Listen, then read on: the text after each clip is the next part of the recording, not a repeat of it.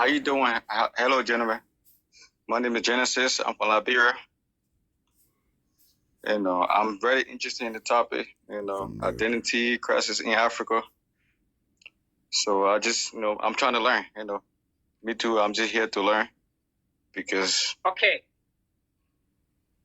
It's okay. It's okay, Genesis. Welcome. And one more thing, maybe before you guys continue with the intro, you should understand that this topic is coming up from what we've witnessed before on TikTok and other social media platforms, where there is a lot of war, virtual war happening between ethnicities, nationalities, and the whole Bantu and non-Bantu thing. You guys know it, okay? So this topic is coming from that conversation. So yeah, I want you to remain relevant. Lord Natural, go ahead. Okay, my name is Lord Natural. This is actually my other account. My real account is Chief Natural, 25K followers. I specialize in American history, ancient American history, pre-Columbian history. I am a historian and I am a debater as well.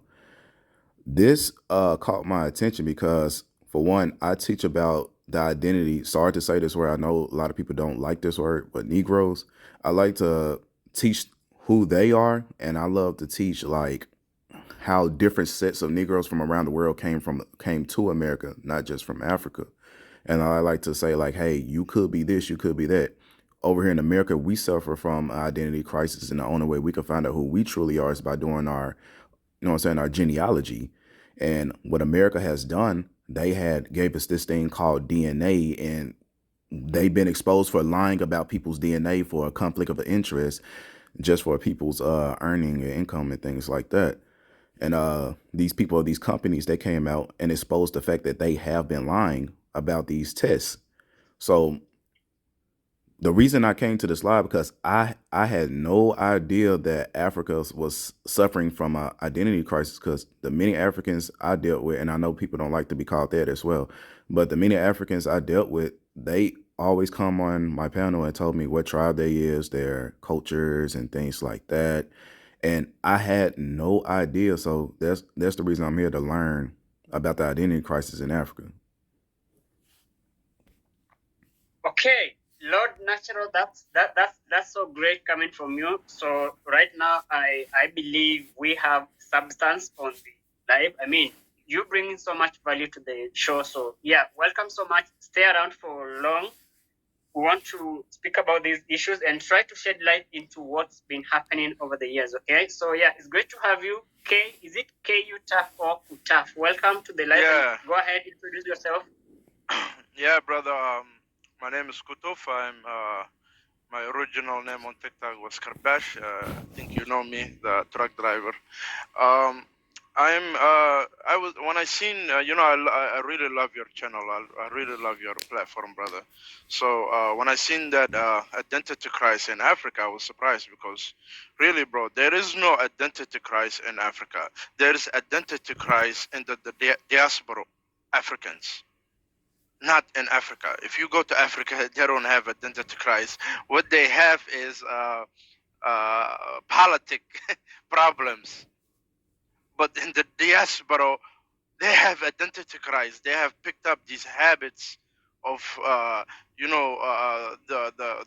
don't want to say anything bad about my African American brothers, who are trying to find them identity their from ancestors, and these Africans who left the continent, come here as refugees, have picked up the habit, and they're all having this identity crisis. It's crazy. In Africa, there's nothing like that. So Okay. yeah, we'll get to the topic. Yeah, brother. Yeah, sure. So KUTAF or KUTAF, however you pronounce that name. Welcome so much. So you say you are the Kabash that I know from way back. So yeah, Kabash, rather KUTAF, you'll be having, of course, a great time trying to talk about this, because this is not the first time we're talking about these issues. You've been here before. We've discussed these issues at length. And yeah, you have a profound knowledge about what's going on because you've been on these platforms as well, where these guys are discussing the whole Bantu thing, and it's now narrowing down into hate. You know, so these are great conversation happening. Welcome so much, Kabash. And right now, since all of you have introduced yourselves, DC, I had started on something, and as I said, I would like you to pick this conversation from where you were yesterday with Manok on that live where this heated exchange came up. I didn't hear you say any word, at least in the video that I saw, because there are so many videos out there about the live. That live was really long and it was much recorded. So from where from the point where I saw the video, you didn't speak, but you are on the guest, okay? So can you explain the whole picture? Can you paint the picture of how things went down to all that insult that was exchanging between the Ethiopians? I think there was just one Ethiopian and some Congolese and the Somalis. So what was all that about? Manok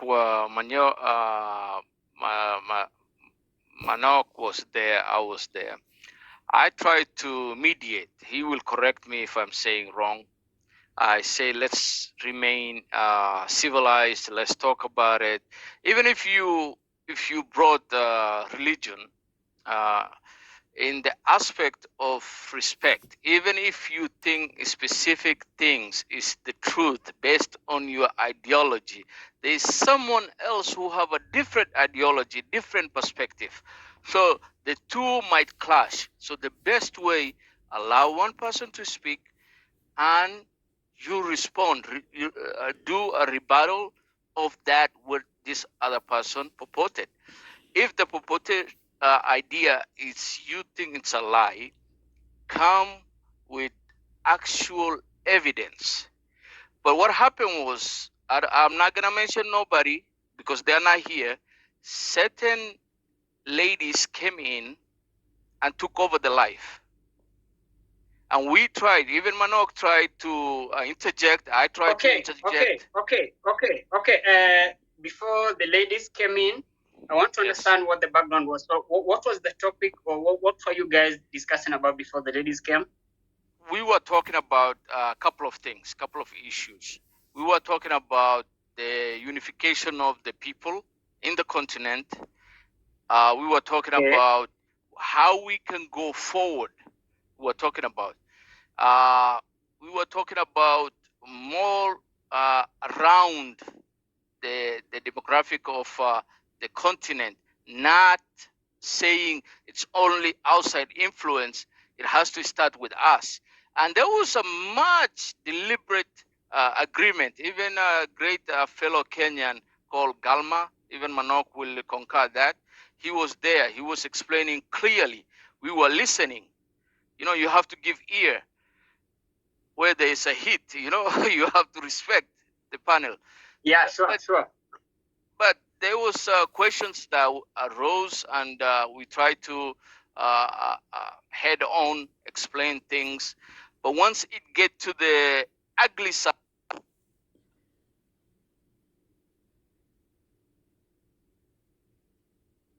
when the ugly side of the things came in, we tried to stop the things. So, but it was taken over. It get out of proportion. I remained silent. I listened to see someone will take over. The Congolese and the Somalis went head to head based on only one issue, the Somali Bantu. From there, that's not my position to stop it when nobody is listening. Even Manok tried to interject, but nobody was listening to him. So we will be quiet, silent, to listen until these people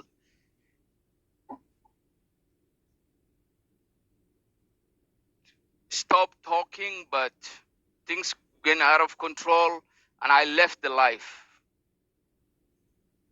Okay, so DC, thanks for that recap. So yeah, you guys know clearly that there's so much happening. I don't know who is propagating this, but something is very, very clear and true. We all can agree that there are some people outside Africa. They are Africans because we can hear the accent that they're speaking with. So these guys are Africans. They are out of Africa. Some are in the UK, some in the US, some in Canada, wherever. But these guys are trying to create issues within Africa, and they are getting support from the Africans themselves. I mean, we back in Africa, okay? Because I've gone to these live streams and I've seen clearly that the guys who are propagating the hate and the division are not even in Africa right now, okay? Even the Somalis themselves. These guys who are talking about, or rather speaking ill about Somalia and some Bantus, and some Bantus speaking ill about Somalis and some other groups. These guys are not even in Africa, but we, the Africans, are supporting them, or they have their acquaintances here in Africa.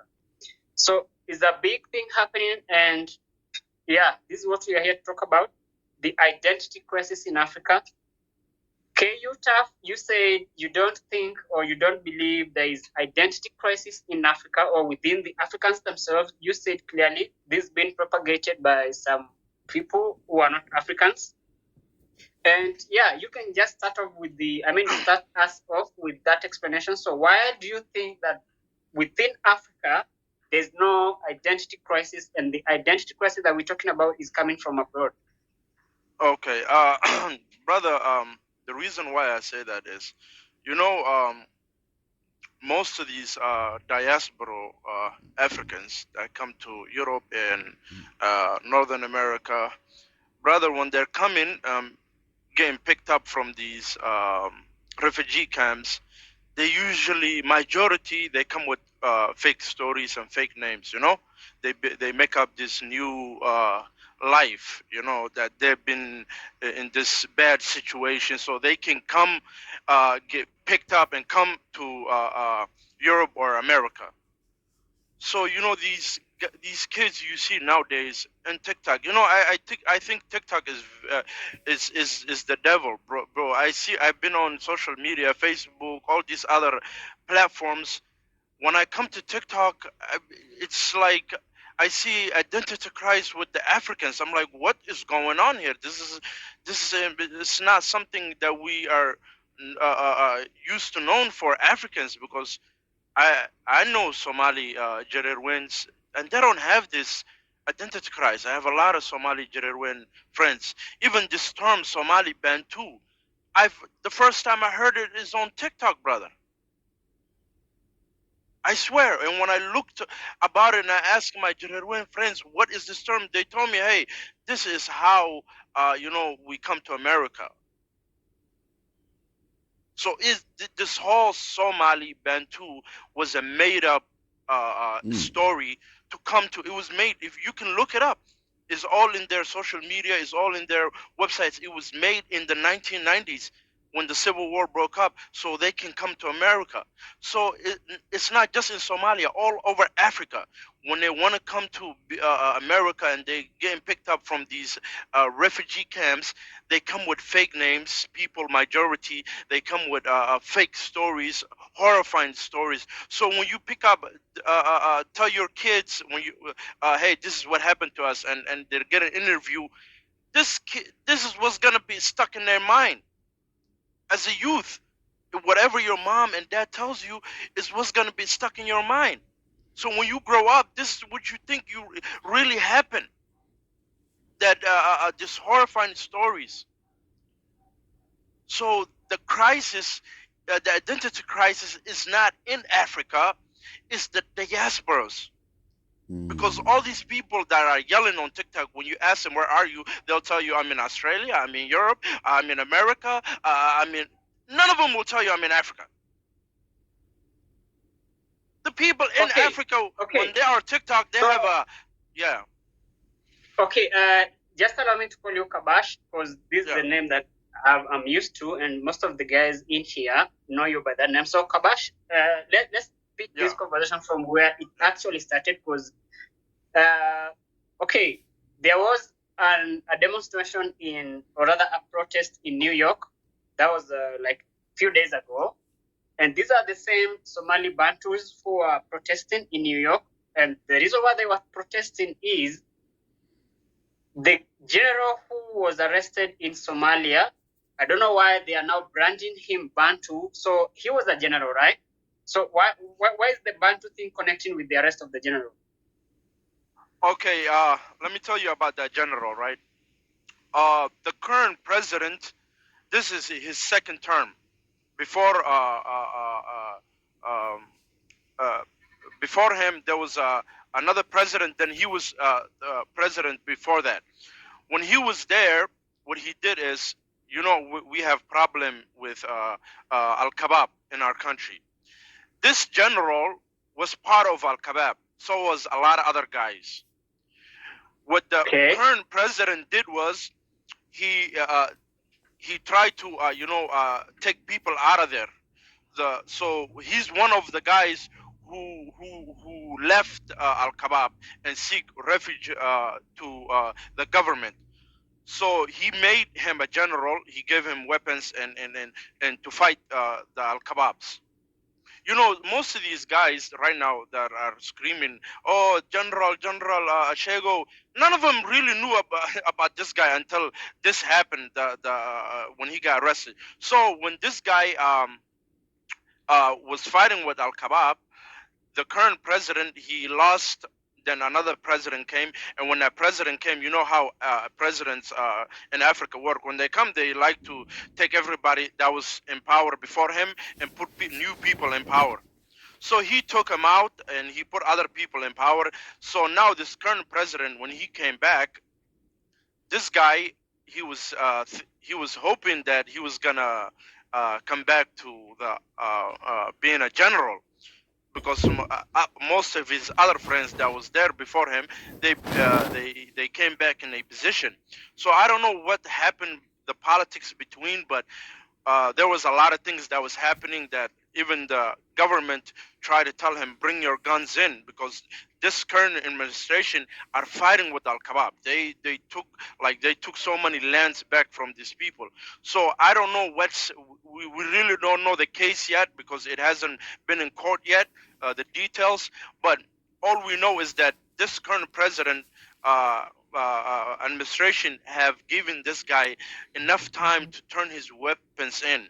It's not like he was living in he was fighting the Al Shabaabs. Yeah. So when he didn't listen to the especially in the capital city, because the current from the government is trying to get the capital city under control. They don't want people having weapons. So this guy wouldn't listen. He wouldn't turn himself in. He wouldn't give up all the weapons. So he got arrested. And most of these guys now on TikTok, oh, General Shego, I guarantee you 100%, none of them knew this guy's name before that. Okay.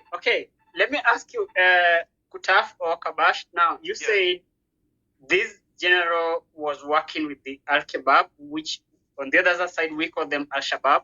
So is it something confirmed? Has he been convicted of the same allegations, or is it something that... Okay, so how do you know about that? Okay. There's a lot of people who run away from... Because, you know, the way Al-Kabab started was, first, there were the Islamic courts. They were for Somalia. So when the Ethiopians came in 2006, they were fighting against Ethiopians and the Kenyans. They were the Islamic courts. They were for the people.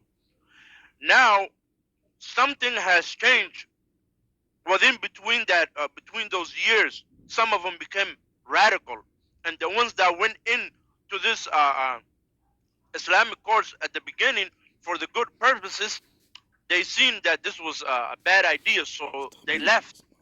When they seen all the bad things that's happening, so they took refuge in the government. The government have forgiven them. There's a lot of guys. He's not the only one. There's a lot of guys today, right now, the war that's happening with Al-Kabab that's being them being wiped out is actually people that you know their tactics, because to fight these people you have to have people who know the tactics. So this president, he knows how to fight these people because he's friends with people that were there before with these people. He was one of them. Okay, that's okay. So Kabash, Yeah. why do the Bantus feel that like this was a Bantu attack? Because they are linking the whole arrest with the Bantu, or rather like an extension of the whole Bantu marginalization, the Bantu assault, as they call it. So why is the arrest linked with the Bantuism? Okay, because is the diasporas who are looking for I don't know what really they are looking for, because the Kenyans are there, the Ugandans are there, the Ethiopians are there, the Americans are there. None of them are reporting a genocide against Somali, Jereruin, or Bantus, whatever you want to call them. None of them are reporting that. The only people who are reporting this is these diasporas, saying that these people are getting wiped out. Because you have to look at when a whole group of people are saying we're getting wiped out, their leaders will speak out. The leaders in Somalia and the leaders who know about the situation, none of them are saying the things these people on TikTok are saying. And none of them can even bring a real professor or a real person who has the knowledge, a historian, professor, that would back up these people on TikTok story. When you ask them, please bring me a good source, somebody who's knowledgeable on this topic, they will tell you, oh, Professor Bantu, you mean the bus driver? You're telling me about a Duxie teacher, diaspora kids who came to this country with the fake story? Tell me, give me a good professor, well knowledgeable, that will back up your story and what you're saying on TikTok. They will never bring you that. They will bring you pictures they themselves, put colors on, but no real source. Okay. That's okay. Kabash, just hold it right there. Zara, I brought you up, and the reason why I brought you up is you've been on these live streams where these guys are trying to bring back the Bantu and non-Bantu war. A case in point is the yesterday's King Mani's live, and I don't know if you were on that live, but I saw you on his live today, because that is what tried. I mean, they tried to bring up the same scenario. So Zara, you're a Somali, though I know you're not in Somali right now, but you understand the Somali issues. What can you say about that before we continue? Because I'd like us to get right into the whole identity crisis in Africa and bring the other guests, or rather the other panelists on in the conversation. So Zara, can you try to talk about that as well before we continue? Yes, thank you for having me. Hi, everybody. I think now it's not about Somali or Bantu, it's about hate. And the problem we have is one person. It's Professor Bantu. It's when we talk about Arsenal team, the one who are in Somalia, as I know you are in Kenya, so you know more about them, a little bit more about them. It's not only Somalis that are in that group. There's all sorts. There's Tanzanians who are in that group. There is white people who are in that group in Al-Shabaab. I don't want to say, but it came out. So the problem we have on this app is Somali hatred. Even if I wasn't born in Somalia, I'm Kenyan by birth, but deep down my parents are Somalians. We are Kenyans, but Somali is a Somali for me. Do you understand? And what he's doing, he's trying to make people hating Somalis, and that's the problem I have with that guy. And he's just, today when you saw me, I came up after I saw him because I couldn't even speak. I had to leave the I had to leave the live. I left because I cannot speak, because he was talking about a lot of things. In Somalia, Somali people are going through a lot of things in their own country. Couple of days ago, I think my brother from the one who was just talking before me, he knows there was a big, massive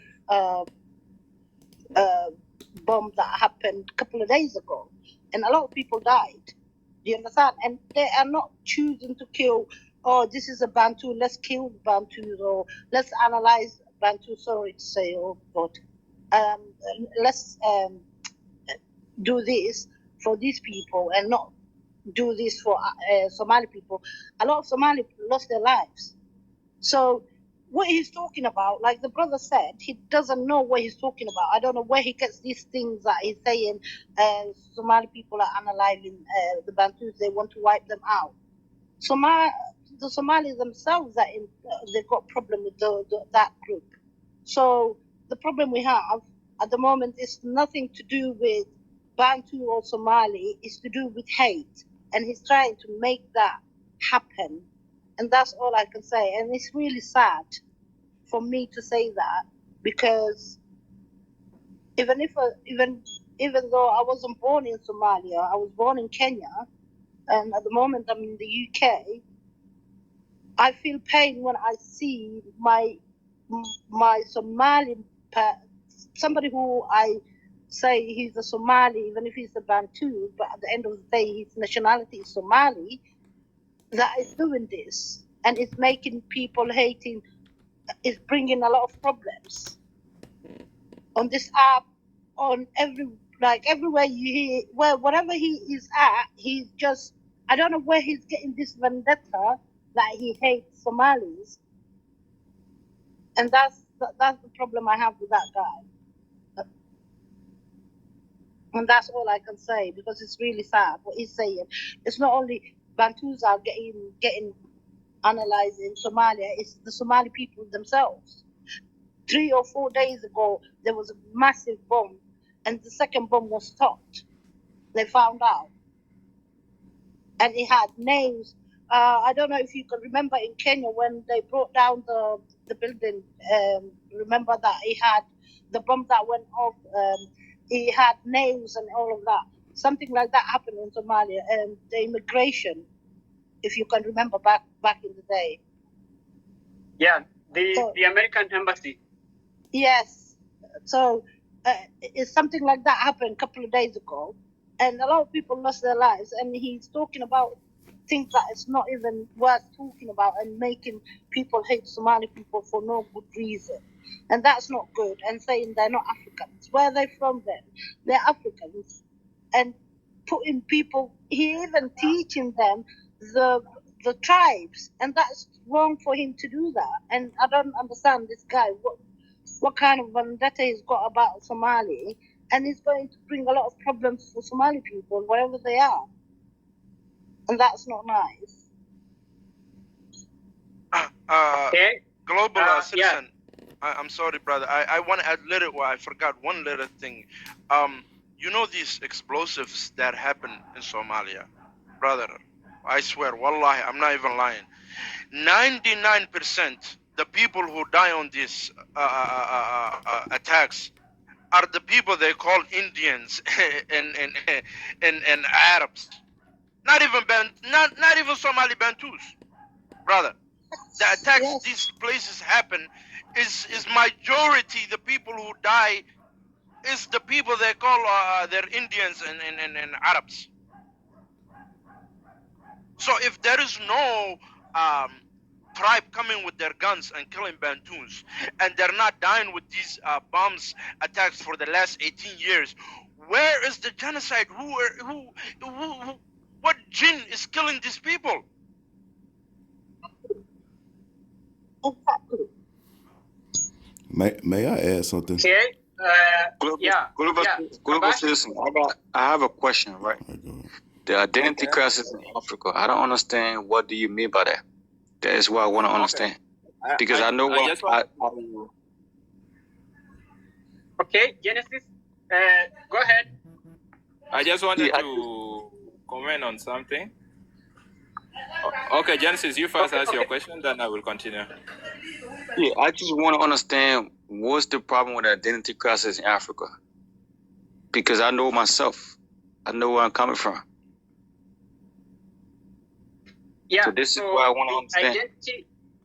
Okay, Exactly. So let me answer him, because we have pulled the whole topic to Somalia thing, but yet the thing was about identity crisis in Africa and why is it a must for it to be spoke out? Yeah, there are two major things that it's very important for it to be speak out, because all of us at the end of it, we are Africans, no matter which genetics you come from. All in all, modern Africa is diverse, not like the ancient Africa. Maybe the ancient Africa were only black, but right now you can find a white man in Africa, you can find an Arab in Africa, you can find Indian in Africa. But all these, they came with a story. They have bad side and they have good side. So why do identity crisis matters in Africa? It matters like this, not at the moment right now, but how does it matter? I will speak on my own country, Sudan. And Sudan doesn't matter only to Sudanese, but it matters to the whole world because it's a matter of civilization. This is where human beings start everything. The writing, the architecture, all this were started in Sudan and then advanced in Egypt. If you guys know about the upper kingdom and the lower kingdom, as we say, it come here in Sudan, and that's why you see there are a lot of problem in Sudan, there are a lot of problem in Egypt, there are a lot of problem in Ethiopia. Why? Because they have something that the rest of the world don't have, and each and everybody want to be part of that story. And if they fail to be part of it, it's either they destroy it. And if they succeed to be part of it, it's either they lie. And that's whereby identity crisis come in. I will go to the point. I will talk on the Kush kingdom. Kush kingdom was all occupying the greater lake. What do I say? The greater East Africa itself, the Nile Valley. That is where Kush kingdom lie at. And then in Kush kingdom, it has cities. All the major cities of Kush kingdom were all located in the present days called Sudan. Some of them are in the northern side, some of them are in the central, some are in the southeast. Those cities that I mentioned, they are there. So in this case, Sudan had a lot of things because evolution of man. People try to say that people came from ape. Pyramids were built by they were built by alien. All were true false. These are false information because they wanted to change history, and because they don't fit on that history, that's why they have to come up that a black person is not capable of doing such civilization. Yet, in real sense, a black person is more capable, not only on the civilization, but in other terms, they can do better than they expect. So how did it come? You see, in Kush Kingdom, when it came before Sudan became Sudan, it was named Kush. And then what is the name Sudan itself? What is the meaning of it? Sudan means land of black people. It's a direct translation from the local dialects, from the Nilotic tribe. They call it Panranchol, land of black people. Our great parent they always describe themselves. When you go to the pyramids, they paint themselves as black. Some of them paint themselves as brown. Why? Because they knew one day, one time, this history will be replicated. And once it's replicated, then their achievement will be lost. Other people will be the ones saying that we are the people. Okay, to the point here. How does it matter? You see, Sudan itself right now, we have 560 tribes in Sudan. As I speak, Sudan generally, that includes the South Sudan and the Northern Sudan. So 560 tribes, we have some tribes which are Arab origin. And how will you know that a tribe is from Arab origin? Tribes who don't have mother tongue, who don't have any other language but Arabic. These tribes, we categorize them as Arabs. And the tribes who are having African dialects, no matter how light skinned they are still African. So people are not based on their color, but people are based on their culture and languages. This is whereby in Sudan you are categorized that these are Arabs and these are non-Arabs. But what have come here? White people try to steal our history, but they did not fit in. So because they did not fit in, they had to destroy some evidence and they had to steal from us. They went. Then came the Arab. Arab came in, mingled with us. We gave birth to them, and they produced their kid. And they become part of us. After we accepting that they are part of us, then they started stealing our history, telling the people of history that this history that you guys are saying, you are not the owners of the history. We are the owners of the history. Then we ask, how?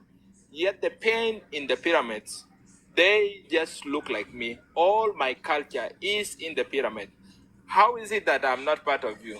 And please, you who is saying that I'm not part of this history, were you not the same person who just came recently, 2,000 years ago? And this history that we are claiming, or this history that we are talking about, is 6,000 years, 10,000 years ago. So how did you become the owner? Yet I was here before you. You came just 2,000 years, you came just 1,600 years, and here you are saying that you are the owner? Then that's where the problem comes in. You see, there are a lot of new terminologies which are used, especially in the syllabus right now. Before, in the syllabus of Sudan, before 2000, they say coming of Arab. But right now, as I speak with you, they say coming of people, which means it's making Sudan to be like everybody came in, not specific people. That's the first thing. Second to it, the people who came are trying to take history of people who are there. Why? Because of one thing. We know very well that white did a lot of stuff to African. Slavery was one of the things that which was planned to weaken African civilization and to weaken African knowledge and to weaken African capability. So to portray us as weak people, and we are incapable, we are not human enough to do things, you see. So with that slavery, this is the thing that they are ashamed of. Like, how will a slave be granted such an achievement? It should be us, not them. And this is whereby identity crisis come in. As I speak to you right now, Kush was in Sudan. The capital city was in Sudan. Has nothing to do with Horn of Africa, has nothing to do with Ethiopia. Yes, Ethiopia, some part of Ethiopia was part of it. But does it make it to be Ethiopia? No. The Kush which is mentioned in Bible 38 times, it's Sudan. But right now in the world, it's painted as if it is Ethiopia, which is totally wrong. Even the description in Ethiopia, in Isaiah chapter 18, it says, go to the land of tall, dark, black people. Their land is divided into two by the longest river. You see? So if you look at the description that Isaiah is giving, it doesn't fit the present day Ethiopia. That's the first thing. Second to it, colonizers use Ethiopian because they have some futures like them. That's why they don't want to say. Second to it, why do you think that pyramids of Sudan were hidden until to separation of South Sudan? Do you think it was by fall? No, there was a purpose, because they knew pyramid of Sudan, a lot of things have not been destroyed and a lot of things have not been stolen. So there is still a lot of proof showing that black people were the owners of the civilization. And that's why they had to hide it until to the separation of South Sudan. But in fact, hiding it was the worst thing, because the more you hide it, the more people become suspicious, you see. So after they have hid it, after South Sudan got independent in 2011, that's when now the thing of Kush Kingdom start coming up. When it came up with different identity.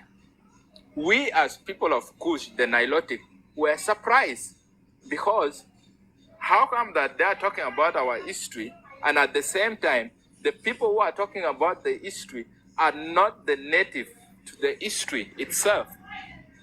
How come that history, the same history, but people have changed? How? We are still existing. How did this thing change? The history is still the same in the pyramid, but the people have changed in real life. This is where identity crisis come in Africa. In that matter, Okay. things short. Hold on. I just wanted to end it. In that matter, to make things short, right now as I speak with you, if you ask people who are Cushitic, they will say that people from Somalia, people from Ethiopia, people from Northern Sudan, these are the Cushitic. And if they say North Sudan, it's not all the North Sudan, but specifically the mixed race are the one claiming to be the owners. Yet, in that question, we ask them, how do you become the native, yet you never contributed on the civilization? How are you saying that we are not part of the civilization, yet our pictures are still portrayed in that manner? So, in this manner, I will conclude by saying that Kush Kingdom has nothing to do with Horn of Africa. Thirdly, please find your own history. We are all African, but stealing other people's history won't help. It will create more division with more hate. If we need to stay peacefully in Africa, we need to respect each other. I, as Sudanese, will not claim what is not mine in Somalia, or will not claim what is not mine in Kenya. I will claim what is mine and leave the rest to the owners. In that way, we shall live together. Thank you, my Okay, brother. thanks. Yeah, just a minute, Lord Natural, because I want you to take over. But just before that, Genesis asked a very good question. So, why are we talking about identity crisis in Africa? Where is it coming from? Now, let's try to understand this topic very clearly. So, Genesis, when you talk about identity, first of all, what's identity? Okay. Your identity is your origin and the facts about who you are as a human being and around where you exist, okay? So, talking about who you are, this whole issue trickles down into the superiority complex that we are witnessing across Africa and, of course, around the world. So, identity crisis is you as an individual trying to explain your origin, your culture, your tradition, and that as well stretches to your land, or where you're existing around, or where you believe to be your origin. Then that same land is your ancestral land. It's your property. It's your inheritance, right? So when we have people coming out right now, because this has been happening lately. I mean, long ago we didn't have these topics. We didn't have these issues. So why are we talking about it right now?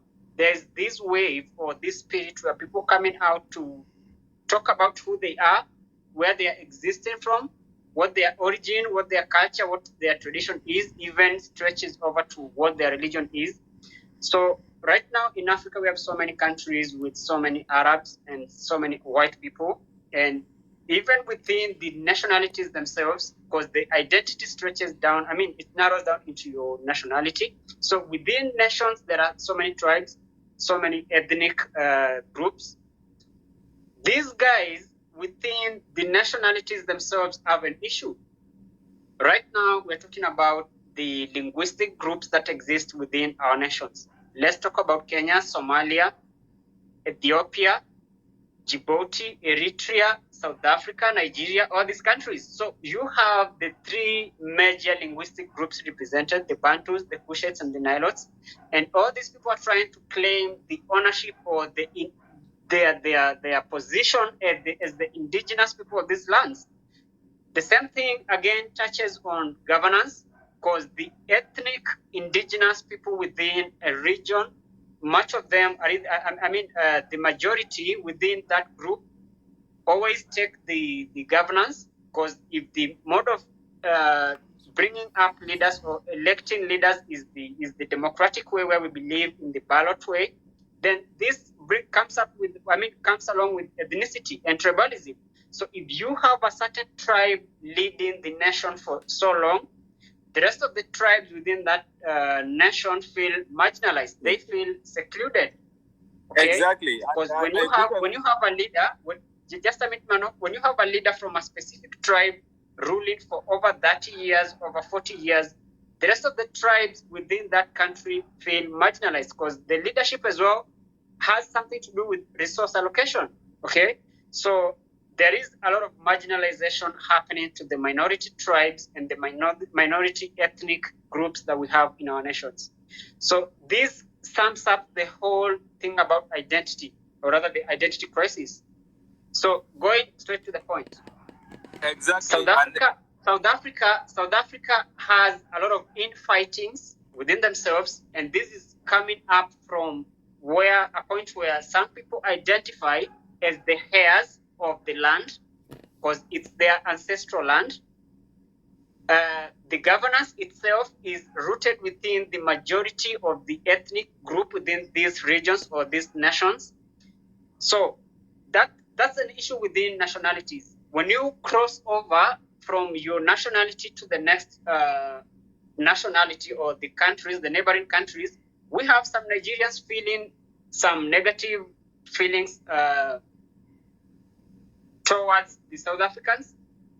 We have the Ethiopians having an issue with Somalis. We have some guys from Eritrea feeling something towards the Ethiopians. Djibouti the same. Sudan, this guy just explained what the case was, and this actually led to the split of Sudan into the South and North Sudan. So these issues that we're talking about is when people start identifying themselves, they identify from ethnic group, their linguistic, or their the group within which they exist, because these groups, as I said, we have the three major linguistic groups. So you identify as either Bantu, Nilot, or Kushites. Within the Bantus themselves, there are tribes. So it starts from tribalism, then into the linguistic group. Then when you stretch from the linguistic group, you spill over to the nationality thing. So it's tribalism, ethnicity, and nationality. So these divides are bringing up issues about property, ownership, and even your existence within a certain region. Because right now the governments are so strict on identity. If you're not a Kenyan, for example, you have a lot of trouble trying to put up a business in this country, because you don't belong. Okay, so the argument is, if you don't belong to a certain nationality, things will be hard for you. It's hard to do business. It's hard to interact. It's hard to even speak to the indigenous people of the region. So this is a spirit, as I said, these are spirits that came up very recently. People are arguing and discussing about their origin, their culture, their tradition, even to religion. So these issues are bringing divisions, and we have this war happening even here on TikTok. This is something very real. You guys can testify to that, because you've seen a lot of insults flying over from across the linguistic divide. So Genesis, when we talk about identity crisis, is a whole big menace. Okay, so at least I've tried to paint the picture, even if I'm not very eloquent in this, but you can understand the picture from afar. So when we talk about identity crisis, that's what we mean. And yeah, I would like to get your comments before we move to the guy just below you, Lord Natural. Thank you for making me understand. I appreciate it.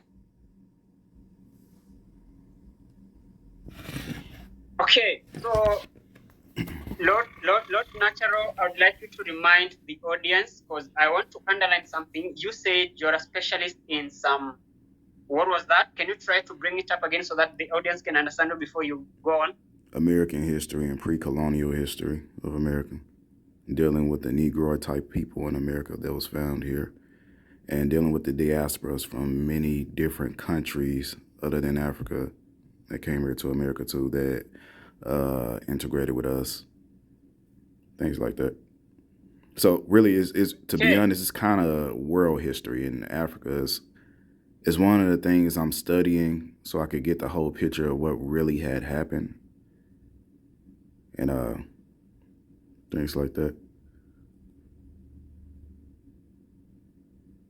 Okay, so Lord Natural, what can you say about this topic with regard to the African continent? Because you say you understand these issues from a professional level. So have you witnessed the identity crisis that we have in Africa, or you're getting it from the I'm learning it. social media platform? I'm learning it now through y'all because this is the first time I'm hearing it, and me being quiet and listening to this thing going on with Somalia is very interesting. I even had to pull up Google and read just a few sections from a couple of books to see what's really going on here while y'all was talking. I do have a problem. I do have a problem with certain words that was used, and I see that I can see that's really the issue here, and that thing is causing the division. For what I see, the thing I'm talking about is when y'all refer to yourselves as Bantu, and if you understand how that came to be and who is the author of Bantu, then you will get far away from that. That's just like calling yourself black. Like here in America, they know, like in around the 17th centuries, they gave us different categories when it came down to black people. They would say Pacific Islander, they would say Mexican, things like that, different, just different types. But when we got to the 18th century and when they started doing the Census Act, they just combined everyone to one thing and said, you're from this place, and just destroying your nationality, destroying who you are, destroying your tongues, just everything. You just say, you're just from here. That's it. And you cannot oppose that. So what I'm seeing is it's like when you call yourself Bantu, we know that comes from a German called William Bleak. William Bleak is the problem of what's going on right now. And what I see, where I was talking about the slave trade was from South America to Somalia, to the Ethiopian area, for what I see. If do y'all have any way to show who's from what location besides, you know what I'm saying, going by a colonistic way, saying, oh, he has hard type hair, or his nose is too skinny, or his cheeks is too broad, his eyes is too small, or do y'all have any other way of proving that one come from another geographical location in Africa rather than just going from a colonistic way? That's what I want to know, because that's what I'm reading up here. For example, it says I'm reading this book called Somali Bantu, and in a way how it describes certain group of people, they said it's even the word Bantu was regarded as discriminatory. But what I see right here, it says, like, for example, it says the people of the forest or something like that, the Somalis of the forest, or I forgot, I don't know how to say that word. It just Wagosha or something like that. It says people of the forest. It described them as having with hard or kinky hair, and for what I see right here, and they say that's derogatory, and that's the way how y'all, for what I see on this book that I'm looking at, not saying it is true, but that's what I see. That's how y'all just differentiating people from one another. So do y'all have any other way to determine who's what and who's indigenous to that land? Because what I see is just a bunch of colonization amongst y'all, and I feel like if y'all could break the colonization mindset, I think things would be way better. Like that's the thing that we're dealing with right now in our own country. We got to break this colonistic mindset, go back to the roots of our ancestors. Yeah, Lord Natural, I would like the guy down here, KU Taf or Kabash, can respond to that. But as I say, this is a very serious issue, because right now we have some Africans calling some other Africans Arabs. Okay, a case in point is Sudan, and these guys in Somalia. We could have many more which I'm not informed of, but at least I know these two. So these are people who have coexisted for years without fighting, but right now some feel that they are more indigenous than the others, and therefore they're calling others Arabs, and the Arabs as well from their end, they feel that's not okay. So this is a virtual war really, but who knows? It could trickle down into the streets. So I mean, it could spill over to the streets, and this is something we're trying to talk about and try to understand the issue as well. So yeah, Kabash, you're bold enough to have the camera on. Just go on. If you had, I want to answer. Yeah, sure. Go ahead. Yeah, I was listening. I want to answer him real quick, brother. You're exactly on point. The problem we have, these people call me an Arab. What's Arab about me? I'm darker than the people who are calling me Arab. I'm most likely 99% darker than these people. But you're on point, brother, because in Somalia, the problem we have is the same problem as every other African country. It's tribalism. There's nothing different. Somalia is in Africa. It's tribes in Somalia, just like any other African country.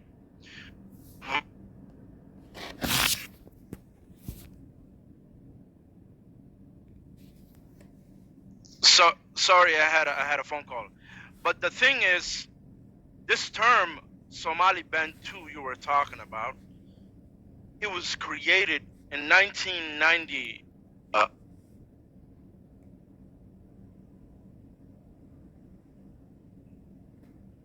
Sorry, it was created in 1994.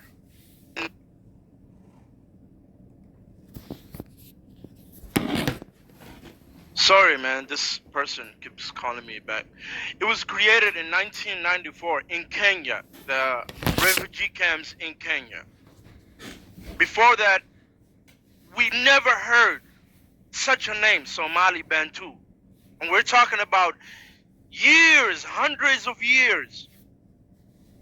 We never heard such a name.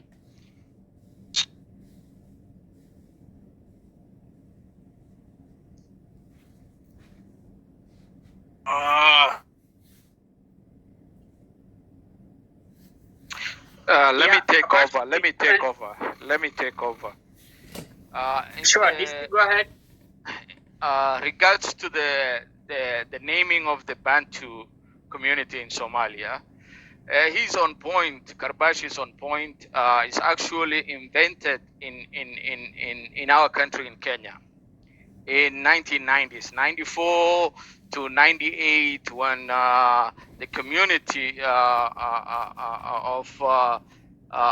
one tribe in Somalia, even though the name itself, when they call it Jarerwain, they themselves call themselves that name. Even though if they say the others are callers, it's a very derogatory term. It means kinky hair. Having said that, that's what they were distinctively calling one another. And they were calling the other Somalis the soft hair. They had a name for that. So when it comes to the two, everybody was getting along. There is an issue here and there. I will never paint it or water it down. There was always a discrimination. Just like any other country, it's always discrimination is there. But the name Bantu, when they took that name and they forced it to that government of Somalia, that government repelled. Even though if people will argue and say there was no government, there was a graduate government by names, by title. Okay? 91, the government fall.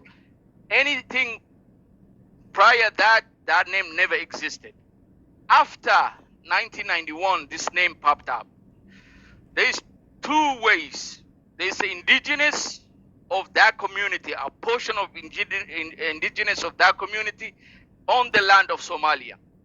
And majority, this is a fact, majority came from the other parts of Africa, just like migration.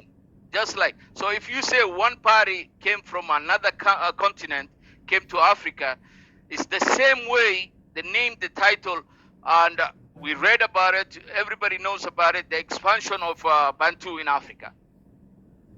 Where did this name came from? Okay, just like the guy, Lord the Naturalist explained, the German, it arrived William Bleak. when they came to Tanzania. The Germans came to Tanzania. They wanted to identify people. Them and the Belgians started. They were the first two Europeans group started to identify people by their look. You know about the Congo, what is it called? Rwanda, Burundi, and Congo specification of facial classification. Yes. We read about it. We know about it. When did it start?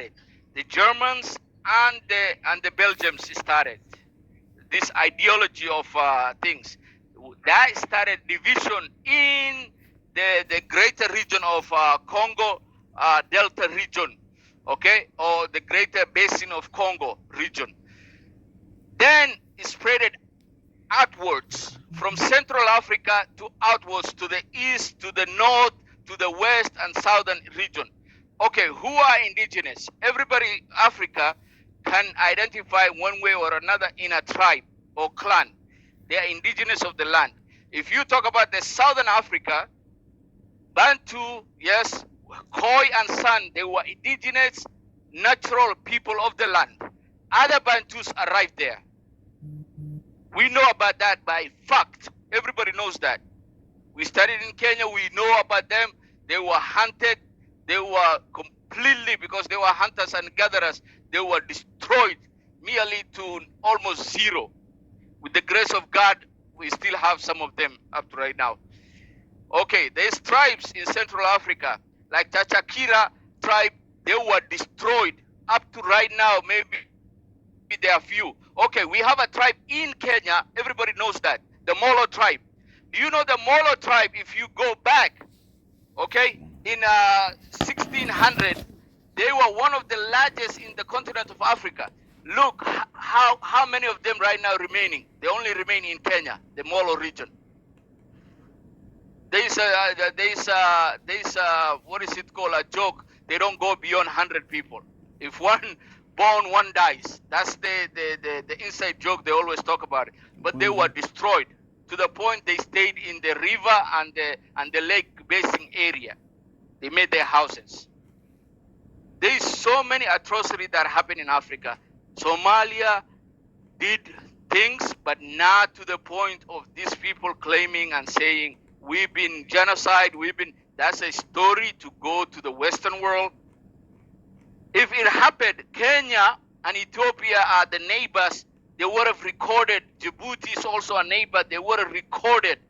The UN was there, they would have recorded. None of it happened. So when it comes to also the issue of security on that country, is whoever has a gun has the power. You might disagree, but that's the truth. That's how nomadic people, even if I went to South Sudan and I travel in Sudan and I travel in other countries in Africa, whoever has AK-47 or any kind of gun following his cattle, okay, has the power. Because you are unarmed, he has a gun. He sees you are nothing. Even maybe you are stronger, bigger, and you can beat him up. Because he has a gun, he sees you insignificant. Is the issue demographically the continent of Africa having a problem, misunderstanding, a community, they can get along. But to put a simple point, where the issue comes from, the real issue comes from the tribal ideology that says one tribe is better than the other. That what it is. We having an issue, and in Kenya, like you say, the government example, which is true, they are afraid with this African centrist, African centrist or Afrocentrist, they call it around. All government of Africa are afraid of right now. Then to Southern Africa, they're all afraid to the point the disease came to the shores of West Africa and East Africa, whereby they never had that issue. It's coming, it's seeping in, and governments are implementing new ways also to scrutinize the fellow Africans to the point where the word everybody knows, xenophobia, is the problem in the continent right now. It's taking over.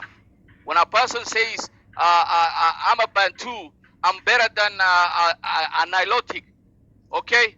Or Cushitic says he's better than a Bantu or Nilotic. Nilotic says I'm better than both of them. Those are the true indigenous people of the land. If you talk about Arabs, we can agree Arabs, some of them came and some of them, they were naturally there.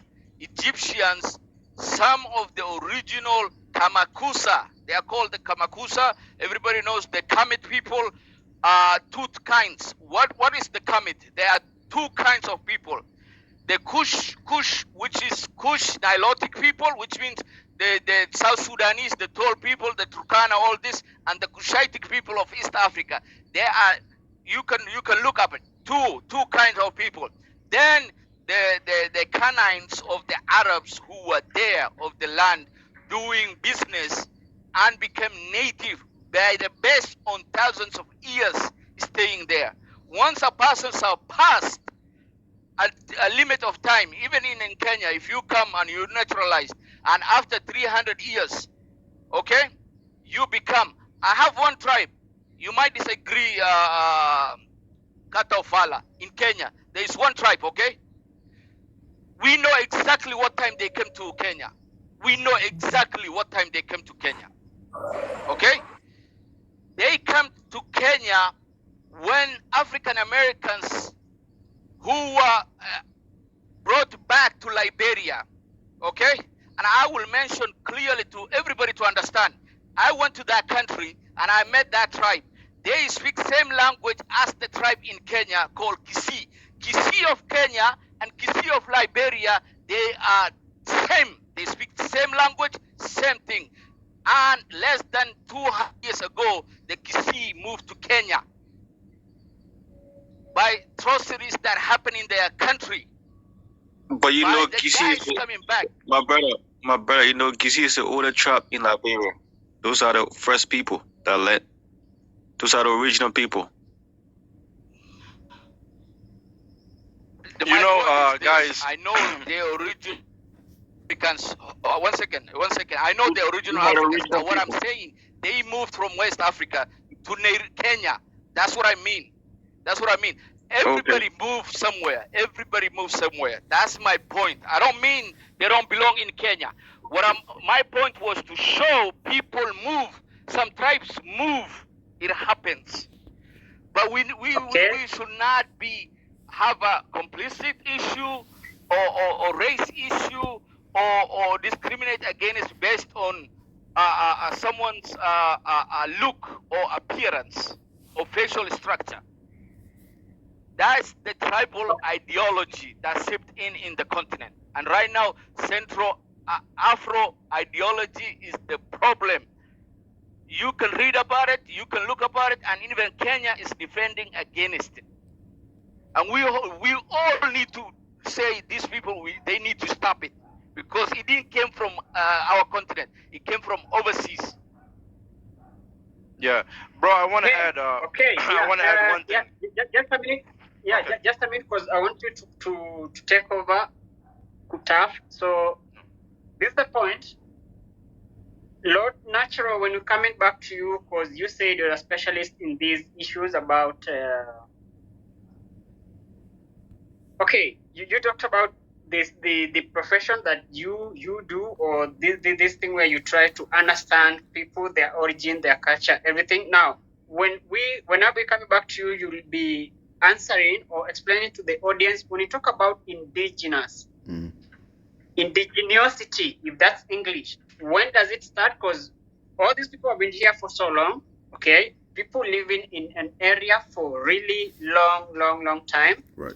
But right now, we're talking about the ethnic or the indigenous people of these areas. So this indigeneity thing, when does it start? Or when you talk about you're the indigenous person in an area, where are you stretching to? How far are you stretching? Okay. So when did this whole thing about being the indigenous people start, or where are we getting that from? So when I be coming back to you, Lord Natural, you can explain that to the audience. Okay. Right now we have KU Taf or Kabash explaining why some Somalis are calling others Arabs. And we say the same case is happening in Sudan. Manok, when it comes to you, you'll be explaining the same. So why do some people feel that they are more African than others? Why do we have some Somalis calling others Arabs? So yeah, KU Taf, you can pick it up from there and continue. Yes, brother. I'll give you a good example. These people are actually beating the drums of something like this that happened in Rwanda, the Hutsi and Tutsi war. We all know how that war ended. It was very bad. But now they're even beating the drums for even a greater war, like a World War III war in Africa, because they're saying all of East Africa are not Africans. These people are calling me not an African. They're calling me an Arab. They're calling me an Indian. There's nothing Indian or Arab about me. They're beating the drums for East Africa, like Ethiopia, Somalia, Djibouti, Eritrea, all these countries to go to war against all these other, Congo, and it's very bad thing. It could end up really bad, but this is just on TikTok. Really, I don't believe in Africa that such a thing would happen, because nobody would in Africa, I believe, would call East African guy an Indian or Arab. This is just on TikTok. I don't see this in Africa. But the thing is, in Somalia, brother, we have tribal wars. And this started after the government has fallen, because the people who had most of the guns who killed each other were the people today they call the Arabs and Indians. The Somali Bantus or the Jarerwen weren't even involved in that war. The people who were fighting for the last 30 years are the people they're calling the Arabs and the Indians. These people are not even involved in a war. They're not even involved in a genocide. The people who are dying every day is our people. From northern Somalia to southern Somalia, it's my people. No Jarerwen is carrying a gun, or a Somali Bantu is carrying a gun and killing other people. That's one thing I really love about the Jarerwen.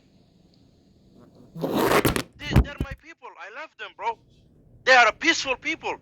But these ones on TikTok, I don't even believe they're Jarerwen. These guys on TikTok that always talk about Somali Bantu this, Somali Bantu that, we're being genocide. These people are not Somali. They're not Jarerwen. They're not the people they're claiming to be. Okay. The people they call Indians, brother, when the war happened, it was like 4,000 families. You know, global citizen, brother. They moved to Bombasa. The Indians in Bombasa today, go do your research. They ran away from Somalia. Majority of them, they relocated to Bombasa when the war broke out. The people they call Arab, they're less than a 0.0% of the Somali population. We call them the Adad, the Hamar, the Benadiris. They still live in Somalia. So I don't know why these people are calling these Somali tribes Indians and Arabs, and this hatred.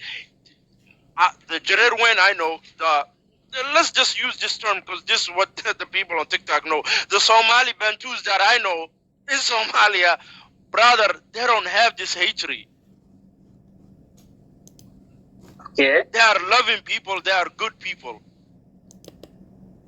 This people on TikTok they are in another level. They are in I don't know what they're on. So Okay, so yeah, go ahead, bro. So KU Tough, you want to mean that these guys on TikTok, the Somalis that they claim to be Somalis on TikTok, and they call themselves the Somali Bantus. You said these guys don't have substance in what they're saying because they are trying to attach the whole Bantu marginalization and discrimination in Somalia. They are trying to attach that to the arrest of the general. But okay, so since you said that, I don't have much to say. If these guys, you say they are not part of Somalia, they're just trying to spread lies and division. I don't know how about that. I hope we could get someone from that side. These guys who feel they've been marginalized and they've been mistreated or discriminated against, and they feel that probably the Somali government does not recognize them. Because, as I say, the governance always has something to do with resource allocation. So when you find people coming up to say we feel marginalized by the government, is because for some reason they've been sidelined, maybe in development or other infrastructural development or otherwise. So it's okay. We could be coming back to that, but right now. I'll give you one example, brother. These people even say, even today, a genocide is happening. Let's not even talk about 10, 20, 30, 40 years ago, 100 years ago, where this never happened. They even claim today it's happening. Okay, today in Somalia, who are the people who write about Somalia to the world and tell them this is how the government is going, this is how what's happening in the country? It's the so-called people, they're called Bantu. The Kenyans, the Ugandans, they write about Somalia. They're the one who give statements to the banks and other European countries about what's happening in Somalia. How come they've never written about it, that a genocide on Somali Bantu is happening? Never. All they write about is the tribal war that's happening, the so-called people they're calling Indians and Arabs. They never write about Somali Bantu being genocide. Why? They're also a Bantu. Why they're not writing about it? Why the Kenyans are not writing about it? Why the Ugandans are not writing about it? Why the Americans are not writing about it? If we're like, are we keeping all these countries telling them don't write about these people, hush hush, be quiet? We have that power. These people that are writing about us, they would love to see more destruction in Somali country. They will write about anything bad about Somalia. But they're not writing about this. Why? Because it's not happening. It's all lie. It's a myth. So tough. Yeah. Because we tried to discuss, or I brought the issue where these guys in New York, the Somali Bantus in New York, the Somali Bantus in quotes, because I can't confirm anything really. Yeah. But I saw that video. So you want to say these guys were demonstrating? They're demonstrating about something that never ever happened, and it's just another game, another gimmick happening. Another game to bring more Somali Bantus to America and Europe. Okay. That's what it is, brother. It's just more refugees to be brought here. Okay. Yeah. Just hold it right there, Tough. We'll be coming back to you in a few. So right now, Lord Natural, there's something I told you to try to think about. And now, when we talk about indigenous, when are we dated back to? When did indigeneity start? So when we talk about indigenous, can we try to be clear on the dates as well? Okay. Or does that matter? When you talk about does it have to do with the color or the dialect, or what is it about? Okay, I'm gonna speak from an American point of view because again, I can't really speak on Africa because evidently I'm not from there. Like I said, I'm learning everything from y'all. So okay, from when we're gonna speak about the indigenous point of view, which I love to say original point of view, we're gonna have to talk about before 1492. Okay, when the colonizers came to America, such as Giovanni and De Soto or Columbus, Cortez, many of these different peoples that came here. When they came here, they described what the people look like. They described two types of people.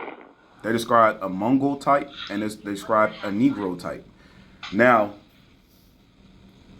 I would love to get into the ancient history of America, but I'm not going to go there. But I'll say a little bit part of it. There's a history about the king of China coming to America with his warships, invading Mexico all the way down to Peru, and that been completely wiped out of history, completely wiped out. And people are just now learning about this, about these other people who claim to be indigenous to America, the so-called what you see as a Indian today. But when you go back into history and you read these books of what the explorers were saying the Negro type this and how they tilled the ground, things like that, just basically their culture and stuff like that. I would say pre-colonial time. And when it comes down to, we're gonna go up when that had changed. We're going around to the 17th century. This is where we get into classification. And this is where we get into people losing their land, all for the sake of resources, gold, and things like that. For example, my people is of the Rabanak tribes, and I'm a mixture of other Indians here, and I'm also a mixture of a Moorish Wellander as well. I did my genealogy all the way back. When you learn about the gold rush of America, you learn that a lot of people on the East Coast was kicked out of their land all for the sake of resources. Most of the Negro Indians was pushed down to the south of America. So you will have the Chinamachas, you will have the Natchez, you will have the Ravanaks, you will have all these type of peoples down here in the south coast of North America. So when you take that into mind, their culture and their traditions always stuck with them. It just became Americanized, if you understand what I mean. So like the way how we talk, the way how we walk, our music, from everything, it became everybody's culture. And they ripped it from us. Yeah. So when I say when does indigeneity start? I mean it starts from the beginning. Because in my mindset, the way I think, I believe every continent on this earth, it all started from a melanated person. And then, however, anybody's ideologies after that, that's you. That's your belief. That's what you're saying. I'm not here to argue that. But the thing is, this slave trade, this colonization, the Reconstruction period, people is taking identities that do not belong to them. And the reason I ask, That's true. the reason I say, I asked you this question about the Somalis, the Bantu Somalis and the Somalis. I asked, how can you tell who is original and who is not without looking at the phenotype, the complexions and things like that? The only way to really do that is by documentation, and documentation can only go so far. That's why I stuck to the colonization part instead of going to ancient, because I don't know if y'all can prove how what you are for all the way back 6,000, 7,000 years ago, things like that. But the way how we do it over here in America, well, how we started, because we just now coming into our true identity. We just now dismantling these ethnocentric organizations such as Pan-Africanism and Black Lives Matter and stuff. We just now coming into the realization of destroying, dismantling all of that and trying to go back to our true identity. And the only way we could do that is by genealogy. We just now destroying this thing called DNA testing. We prove that these companies came out and said, hey, you cannot prove who you is. Race is not genetic. Ethnicity is not genetic. That is something that was created by colonization by putting you in a racial caste and a racial classification. So over here, they say black, yellow, Mongol, red, yada, yada, yada. When you was born, you didn't come out the womb and say, I am red. You didn't come out the womb and say, I am a Negro. Your people called you by your tribe, and you still practice your culture to this day. The only thing that is true about DNA is paternal and maternal, telling you who your father is and who your mother is. Over here in America, they do not claim your cousin's DNA. If they do not claim your cousin's DNA, how can you tell that you're African? They said by the third generation, your bloodline is diluted, completely destroyed. It's impossible to tell you who you are from 3 generations ago. You know what I'm saying? You can look this up. And what I'm saying is, it's true, Africans came here, but not so many to North America. Now, during the Great Immigration time, a lot have came. But during colonial time, which I found out by reading these old books from the 16th century and the 15th century, not so many came here. But an influx of them came to the Caribs and South America. We know this true. We know it happened, and we still accept. But the problem is we got foreigners telling us who we are. Over here in America, we sit up here telling people, hey, this is what I am. This is what my grandmother passed down to me. This is my oral traditions. This is what we practice. No. You're a Negro. You come from a slave. You're nothing but a slave. Your life started as a slave. Your history started as you a slave. This is what they come to us with. But when we show the record, say, hey, this is the slave manifest. None of my people's not on here. This is what my people own. My people own their own family members. And they stopped slavery in the South because so-called Negroes in the South was profiting more than the European and other people that was coming here. So therefore, they never ended it. They say they emancipated it. They emancipated the white people from the Negro hands. But what they did was they switched it over to the government, and the government created the 13th or 14th Amendment and say, okay, once we capture you, you are slaves, and we're going to put you in your prison. We're going to take your humanitarian laws.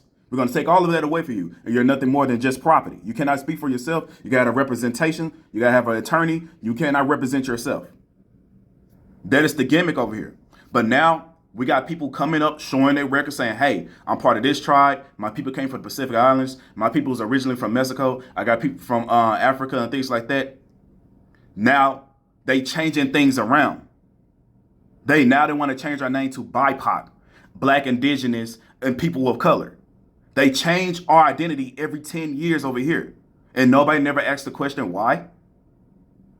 I know Africa's dealing with this, but we got dealing with their problems. And hey, man, it sounds like y'all problems is more sophisticated than ours because y'all actually know the tribes.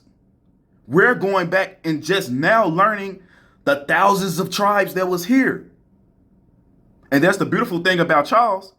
I'm glad y'all was the first colonized, and y'all going to be the first to uplift yourself. I always said Africa's going to be the first ones to uplift themselves from colonization, and we slowly seeing that today. I said once they break free of the colonistic mindset, it's game over. Once they break free from the religious mindset and go back to the ways of their ancestors, it's game over. Then it's going to go to the Pacific Islands. Then it's going to come to Americas. We're going to destroy it. Us as melanated people all around the world, we all going to destroy all this colonization. We're going to learn the truth about who we really is. And once we break free from all of this, man, our kingdoms, all from the Americas to Africa to the Pacific Islands to Asia, everything's going to be back to where it used to be again before this madness ran rapid. But to me, indigeneity begins if you can trace it back, not with DNA, because to me, that's fallacies. With paperwork over here in America. In Africa, y'all already know it. I'm not speaking for y'all. But over here, you got to trace it back. And we know that they destroyed our records. They flooded our cities for these particular reasons. And now this stuff is coming to light.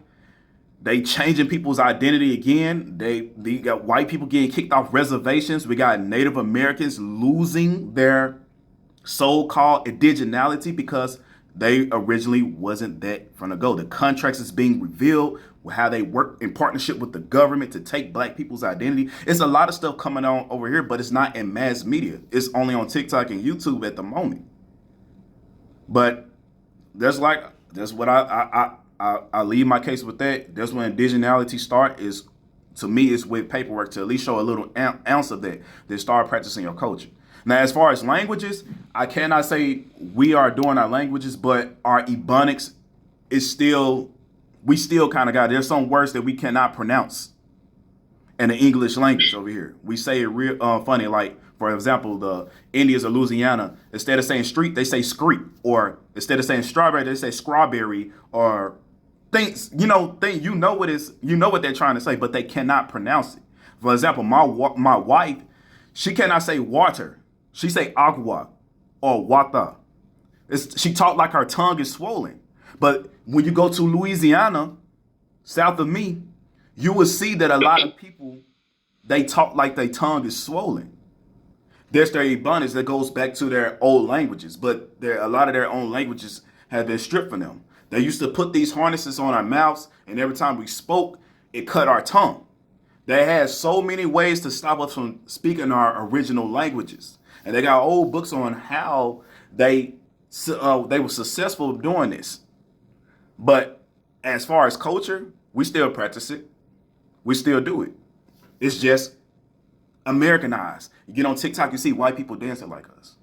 You see Mexicans dancing like us. You see them want to rap. They want to, well, they go to y'all and say, don't come to America. Don't act like the Negro.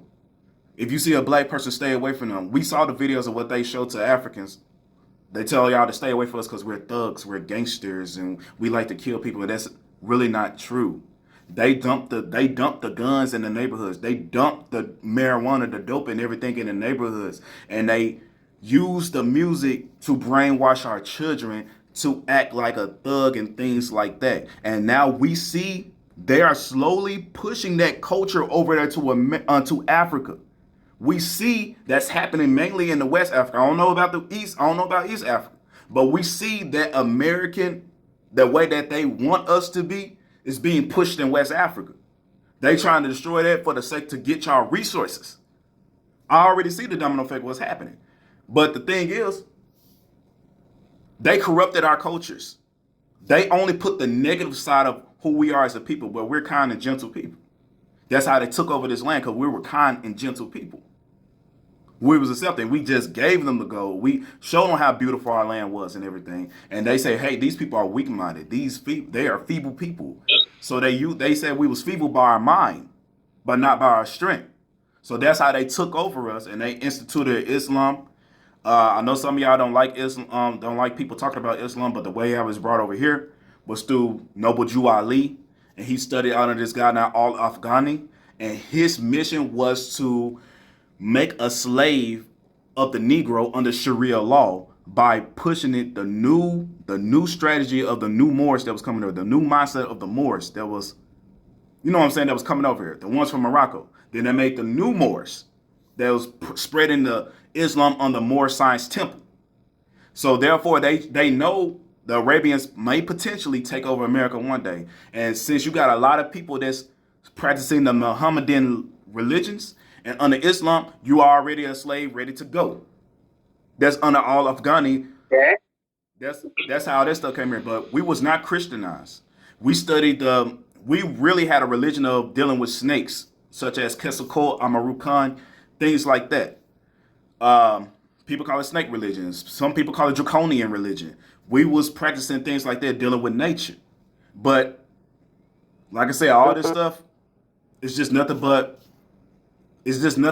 colonization. And once we all break free from that and see the truth, hey, we'll break free. But that's just me. That's just me when it comes down to indigeneity. I know I was everywhere, but that's just me when it comes down to indigeneity.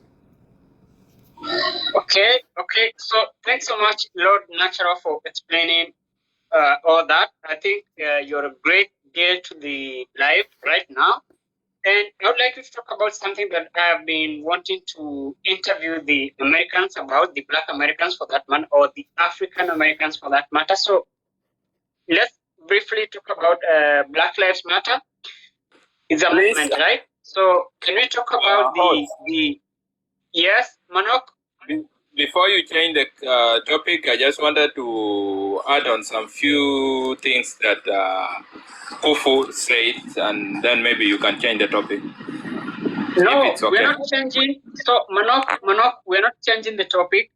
This guy just came up, and he's a Black American. He has a profound knowledge about the Africans in America, their culture, their tradition, their whole thing. I mean, their whole lifestyle in America. Okay, so I'm just trying to understand Afro-Americans and how they relate with us back in Africa and how they perceive us, as we try to understand as well the future of the future of the African Americans in America. So yeah, I'm just trying to let him expound on some issues as we continue. We're not getting away from the topic. Manok will be continuing. I'm sorry, Yes, but Lord Natural. I forgot to say on that. When it comes down to the people that claim to be Africans over here, now some lies I did come into. A lot of people that claim to be Africans and they go over to Africa, a lot of them do not be accepted. And I was hoping can someone explain that on this side. I mainly let it go to West Africa, Ghana. I heard one person went to Kenya before and he wasn't accepted.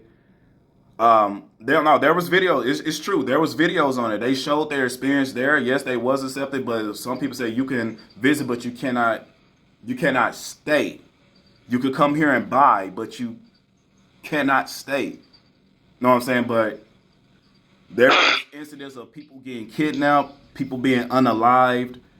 Again, I don't know how true that is, but there's people they have came out with videos saying, "Hey, they really don't accept us here. You're American." Blah blah blah blah blah. I'm just speaking for the Pan Africans because I'm not a Pan African. But this is just stories I heard over TikTok and some stuff on YouTube. So I was hoping people could explain that as well. Brother, can I answer him, global citizen, quickly? Okay. Yeah, it's okay. Tough, you can just go ahead. But again, I would like Lord Natural will be coming back with the questions that I said. I have some few questions for you since you say you work for the Afro-American. I mean, you are so much involved in these issues about the African Americans. So yeah, Tough, just go ahead. Brother, about your question, African Americans going back to Africa and being tortured and stuff like that. I've never seen such a case, but I don't believe that's true because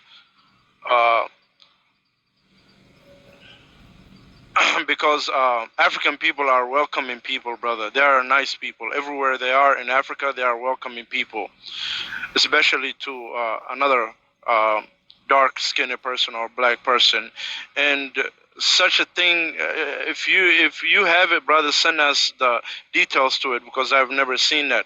And I wanted to answer you about the religion thing you said, brother. I'll talk to you about Islam because I'm a Muslim person. I believe, brother, this is my belief. If Islam reached all over Africa before the white people came to the Africa, Africa would never be colonized. And the reason why I say that is, look at the countries that were majority Muslim at the colonized time. It was hard for them to take over those countries. They fought against them. They took them back. They were not laid down to them. Let's talk about. Let me tell you about America. The people who stand up to the American government, Malcolm X, the Black Panthers, the people who were carrying that Islam name, fought against these people. So when it comes to Islam, I'm not a Christian. I don't know anything about Christianity. I know a little bit about, but when it comes to Islam, brother, I've seen a lot of people who say, "Oh, we need to banish religion and go back to our ancestors' belief system." And also, brother, you're helping these European governments and American governments because this is what they fight against. They fight against religion. They don't want religion. Because once you have religion, once you have a belief system and you believe in a high power, you will fight against them. So, particularly in Islam, it's hard for anybody to enslave a Muslim person. Because he's the only slave to his creator, not to another human being. So today they say Ethiopia is the only country that has never been colonized. Why? The Oromo Muslims were the ones who were fighting against the white man. The Oromo Muslims, do your history, do your research. In Somalia, what happened? Go look at, just show me a picture of, there's a lot of pictures of the slave trade that happened and people being mistreated in Africa. Show me these Muslim countries being mistreated. Their men with chains and their necks and hands cut off. You won't see them. You won't see those pictures. The only pictures you will see is those Congo, like if you go South Africa, the places Islam didn't reach.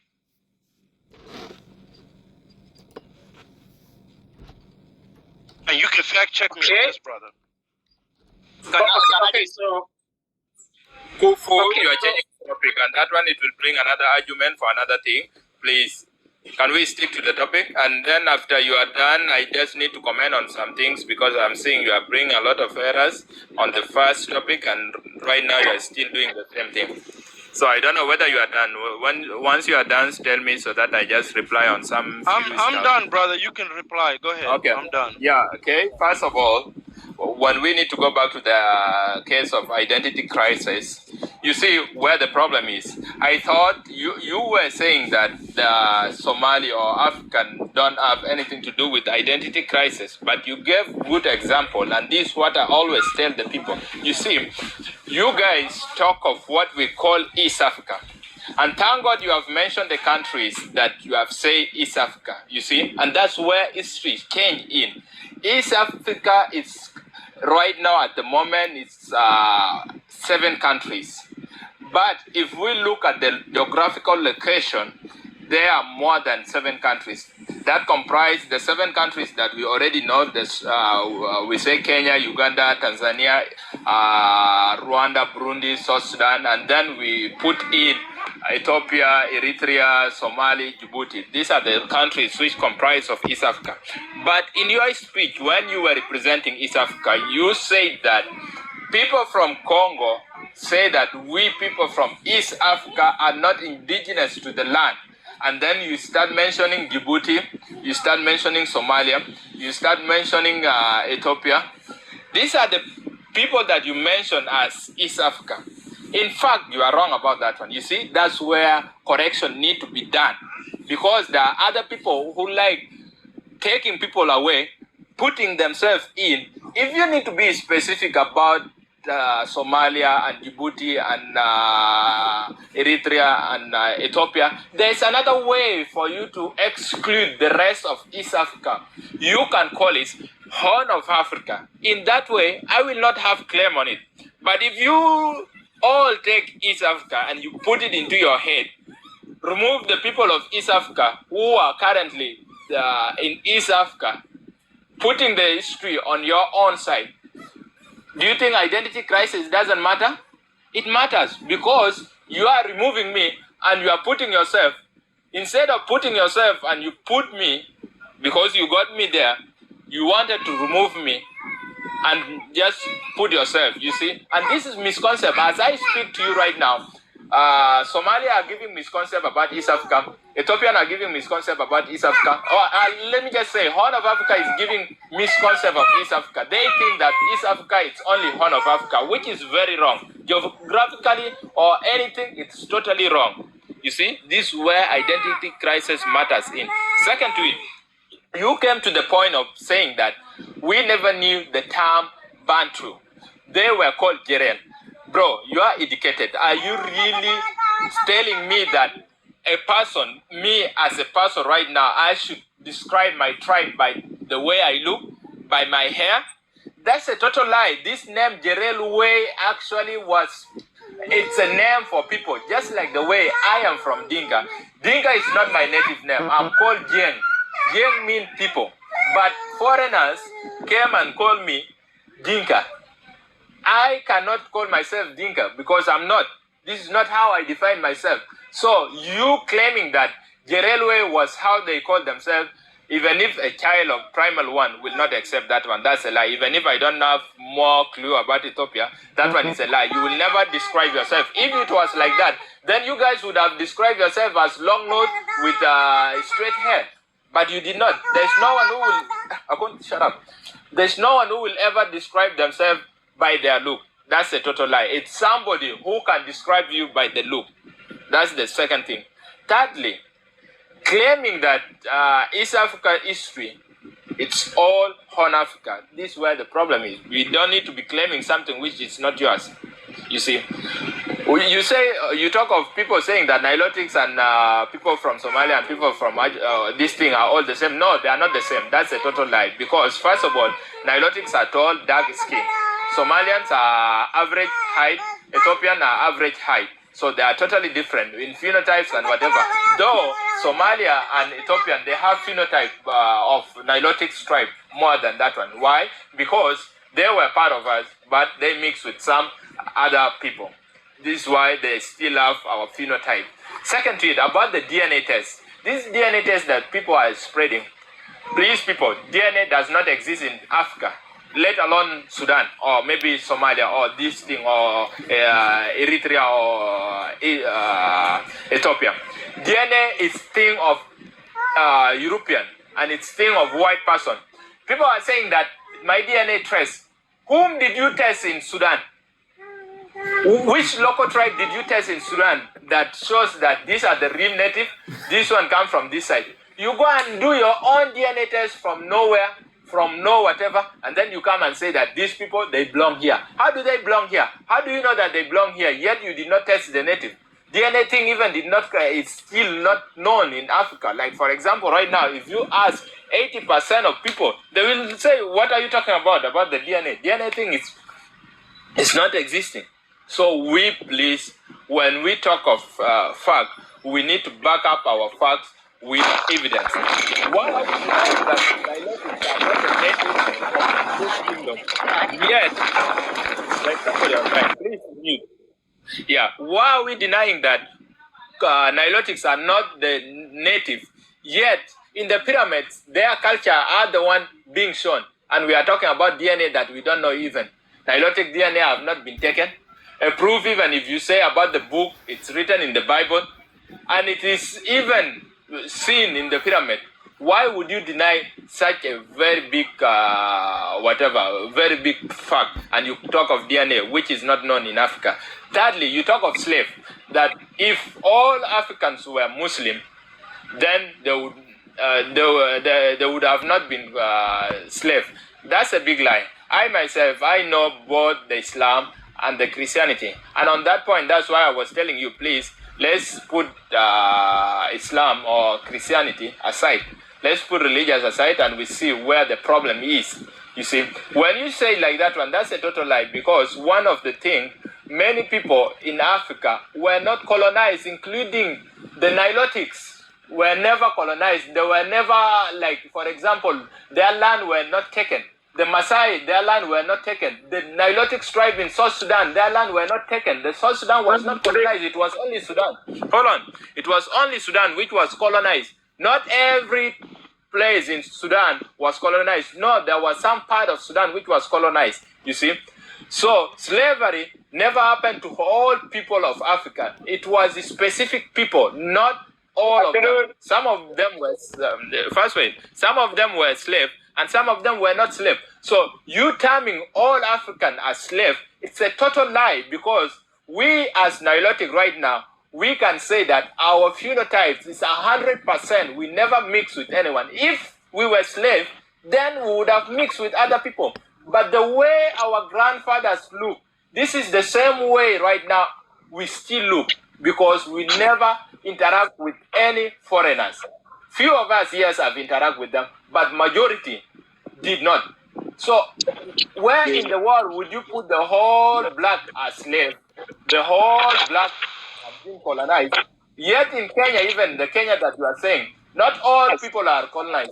You see the Mamau, the Kikuyu, the Kalenjin, the Maasai, they resisted against, they fight against colonization. So these people were not colonized. How will you put them that they are colonized, yet they are not colonized? They are not colonized. So in that era, let's speak true history. And Okay, Okay. let me know when you get out, brother. Okay. So Yeah. tough. Let me Just before you go. Let me rebuttal what him. Just a quick minute, brother. 1 minute. Yeah, let me just finish it. Okay. It's okay. I'd like to get a clarity on something before you continue, Taff. So, Manok, earlier, there was Lord Natural wanted to respond to this guy down here, Taff. Then you just came in, so I don't know who goes first. So, do we let Taff respond to that, or do we let Lord Natural continue? Pardon? Yeah, let Lord Natural continue. Then you can come back to Tough, because I want to rebut what Tough said as well. So let Lord Natural continue. So let me finish, and then Lord Natural will continue.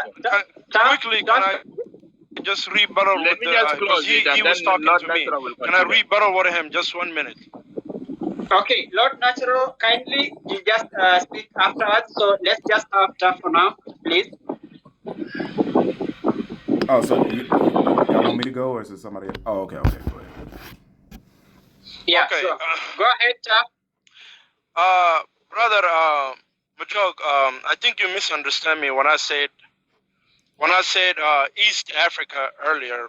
We all know East African countries. There's Kenya, Tanzania, Somalia, Ethiopia. What we were talking about, the topic was Bantus and the Bantu people who are calling other people Indians and Arabs. So when I was talking about that, I mentioned Somalia and Ethiopia and Djibouti, because that's the people these people call Eritrea. That's the people they call Indians and Arabs. I didn't say East Africa is only those countries. So you misunderstand me on that. The second thing you said was you never heard a Somali I've never heard a Somali Bantu before, and I only heard Jererwin. Brother, and you said that term is bad. Brother, your name right now on TikTok is Majok. That's what you call yourself. If I call you by your name, Majok, am I calling you something bad? This is what you call yourself. Now, in Somalia, Jererwin, the elderly, the people who have knowledge, the people you're calling Somali Bantu who have knowledge, they themselves call themselves Jarer Wayne. Not us. We don't call them. Please fact check me on this. They themselves call themselves Jarer Wayne. If you ask them, what are you, they will tell you, I am Jarer Wayne. They will tell you I'm Shidla or Shabele, but my big tribe, when they want to go up the ladder, they will tell you I'm Jarer Wayne. It's not them, it's not us calling them Jarer or Jarer, whatever you want to call it. So it's not us. I just wanted to do those 2 points. My brother can go ahead, but the other rest you were talking, bro, I don't want to go back 10,000 years ago. And about the DNA, brother, come on now. If you're saying DNA is a made up thing, it doesn't exist. Brother, you go to hospital every day. DNA exists. We're a human being. DNA exists in animals. It exists everywhere. So if you're going to deny DNA don't exist, then, bro, I don't know how to answer you on that one. Go ahead, bro. The DNA existent, but I'm denying the DNA test which is being carried out, because the native themselves, they did not carry DNA test. How come that people who are living in diaspora, these are the people who are carrying DNA tests, and at the same time they come to conclusion saying that they have what we call Cushitic language and they have this and that. All these are the things that I'm saying. DNA, of course, it exists, but I'm saying that the natives themselves, people who are living in those lands, have never. But I'm saying that the natives. So this is the thing that I'm trying to say here. So brother, Africa, based on DNA, Africa is not 10,000 years behind the whole world, brother. DNA exists in Africa. What's wrong? You are not understanding until today. Kufo, I'm saying DNA exists, but the DNA that you guys are carrying out in America, African DNA have not been taken until to right now for it to be tested. It haven't been taken. If it have been taken, tell me which country did the Do you have researchers evidence? go? Do you have evidence of that? Do you have evidence of Did that, they brother? go to Somalia? Did they go to Sudan? Tough. You know what Mashog is saying. He's saying This is we the do thing not here. have Are you talking about huge DNA that we don't DNA know, database or for we shall Africans talk to about the determine. fact? Hold on, Afrikaner. Are we talking about the fact that we are seeing in the pyramid, or we shall talk about the test that you don't know whether the result is correct or not correct, whether the result is corrupted or not corrupted?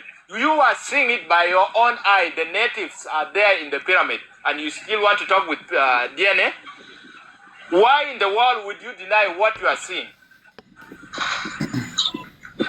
Why? Just answer me. I don't deny anything, brother. What do I deny? Then why do you put You DNA just to said be a DNA very doesn't big issue? exist Yet in the Africa. big issue- Where is Africa? the big Africa's issue in. here. It's not in another planet, brother. Africa is in this world. Africa is the mother of civilization. If you have heard before when I was talking, the language right now that we are saying, the writing and all these things came from Africa, the great civilization. Our image was spoiled during slavery. That is when our image was spoiled. But before that, we were great kings, great queens. And this is the image that we, the young African, wanted to restore back. We need to think like our great grandfather. We need to think bigger before these foreign people came in, before Christianity came in. How were we? Before Islam came in, how were our grandfathers? This is the thing that we need to put into our own people, because once we see that before all these things we were great, then it's better we quit all these things and we go to our own ways. Because one thing is this one: both these religions say that. Manok, try to be brief. Yeah, I will be brief. All these religions always say that Africa never knew God. And that's a lie. In my own language, God is called Nyali. Nyali means the creator, the almighty. It has so many names in our own language. So, and we believe in it. And we used to worship him. In Kikuyu, they have Guy. Guy is the creator. In all So what's your religion, brother? What's your religion? What's your religion? In all, hold on, please. In what's your all religion, brother? African language. Hold on, bro. In all. No, what's your religion? Are you a Christian or a Muslim? Bro, what is wrong with you? I will answer you. Are you a Christian or a Muslim? I don't need this colonizer language, okay? Don't command me. What's your religion, brother? Don't command me. I will answer you. I told you I will answer you. So shut up and listen. No, tell me. You remind me of Arab. You remind me of white person. If you command me, you remind me of those people. Just a minute. Once you remind me of those people, I will get mad. Majok, just a minute. Okay, so Bayu, just relax. I'll give you a proper chance to ask your questions. Then you get a response. So kindly just relax. There's something we're trying to deliberate on, because these two guys. Okay, so Manok and Lord Natural have something in common. They are talking about the DNA in a. They trying to. Like, Manyok has been talking a lot of bullshit, bro. Manyok has been talking a lot of bullshit. I want him. Listen, it's okay. Don't spoil our conversation. If you need to be part of conversation, relax and come and say something. Manyok, you have been talking a lot of bullshit. Okay. Listen. Manok, kindly make it brief so we can get a response. So to my conclusion, all these African has God. They name it. No foreign person, no Arab person or no white person came and say that you need to be calling God like this one in your own language. It is not new word. It was there. These same people who are saying that we are idol worshippers, they are the one. Because their prophet even speak of idol worshipping. Stone, whatever, moon, all these things. They have been worshipping it. Yet in Africa, yes, we do believe that there are some people who don't believe in, they do their own witchcraft. But the fact remains that we knew God. 6,000 years, we progressed. Okay, that's enough for now, Manok. Okay, so your argument was against Taff. I don't know if Taff wants to respond to that, or do we just continue straight to Lord Natural? Because earlier you were saying something Lord Natural, Let's and continue. Give the It's other becoming people, a dialogue between the two of them. Give the other people time. Yeah, go ahead, Lord Natural. Okay. Africanist, stay around. I'll bring you. Actually, after Lord Natural, you'll be going next. So just stay around. Okay, again, I'll be tackling the colonistic mindset again, DNA, and that statement that if Islam was around the world, it would be a better place. Okay. First of all, I want to tackle DNA first. And it's not going to be lengthy. It's going to be very short. I'm going to turn my screen around so you can see what I'm looking at. Excuse me. Oh, shoot. By you. In the meantime, you can turn the camera on because I want to give you the chance to speak afterwards. So just have the camera on. All the people who have the numbers, because Manok doesn't have the numbers, that's why I just excused him. The rest of you have the numbers. Kindly just turn the camera on so that we can have a meaningful conversation. All right. Now, Manok, I agree with Manok. I'm sorry if I'm saying your name wrong, because like I said, some stuff y'all say I cannot pronounce it. But this is when I took my DNA test way back in 2000. Okay, thank you. This is when I took my DNA test way back in 2015. All right. I agree with him because these are all allegedly it's the people that's has similar DNA to me. Similar. So by default, they would say, oh, this could potentially be your relatives. Could potentially. All right. Now, when you look at all this and go over here, that one Welland there I told you that I'm related to is right here. She's not white. She's Negroid. Okay. If we over here, like they say, if they say that alleged African Americans are Africans, where is the people who we can compare our DNA to prove that we are? Because not one person in Africa popped up, yet they say I'm 35% Nigerian. That makes no sense. That makes no sense. There's no one here in Nigeria I am related to or have similar DNA to, but they're not there. But somehow I'm Nigerian. That doesn't make sense. So that means there's a conflict of interest. That means they're lying about who people are. And this is DNA matched by location. Now, okay. That's just my evidence on like, hey, they're lying about DNA tests. You're not. When they give y'all these estimates and say you're this and this and that, and you go to the map and go see the person who they're comparing your DNA to, and they're not there. Evidently, that's fraud. That is fraud. Okay. To me, I know some of you gonna have a different perspective on this, but to me, Islam came from the Ottoman Empire. It was originally called the Sunni Islam. The Ottoman Empire come from the land of what you call Tartaria. If Islam was so great, right? If it was so unique, I think you trying to say in a way of discipline, probably in a way of discipline and abiding by the laws. Maybe it's okay, but if it's so okay, if it's a peaceful religion, why are you cutting people's hands off? And why are they in chains? When you go back to these old photos from the 18th century, we see the same thing under Islam. Chains, people getting their hand cut off. And we got colonizers coming here doing the same thing too. So again, when you go look at what the Ottoman Empire was doing, they was doing this same exact thing before they came. So before the Ottoman Empire came to East Africa, which I call the modern day Arab man today, before they came, what was it like before Islam was introduced? And please don't give me, oh, it was always there. No, it wasn't always there. Because I looked at the old Ethiopian religion, and they had a snake practice. They was practicing a snake religion, or practicing worshiping of serpents. So how did it skip Ethiopia and went straight to Somalia and Sudan? That doesn't make sense. So what I'm saying is, if it's such a great religion, why are you doing things like that? Sorry. Why are you doing things like that to promote? So hold on. To promote your point, and this is my last time I'm bring out regarding DNA. Why are you doing things that in your religion that's if it's so good? But I digress on that. I'm just saying Islam, that's not a to me, it might be different from you. When you go all the way back, it was not there. Go before Christ, go before all this stuff. What was there in the land of Cush, like y'all said? Cause I see by all religions. I see the worship of Tammuz and Semiramis.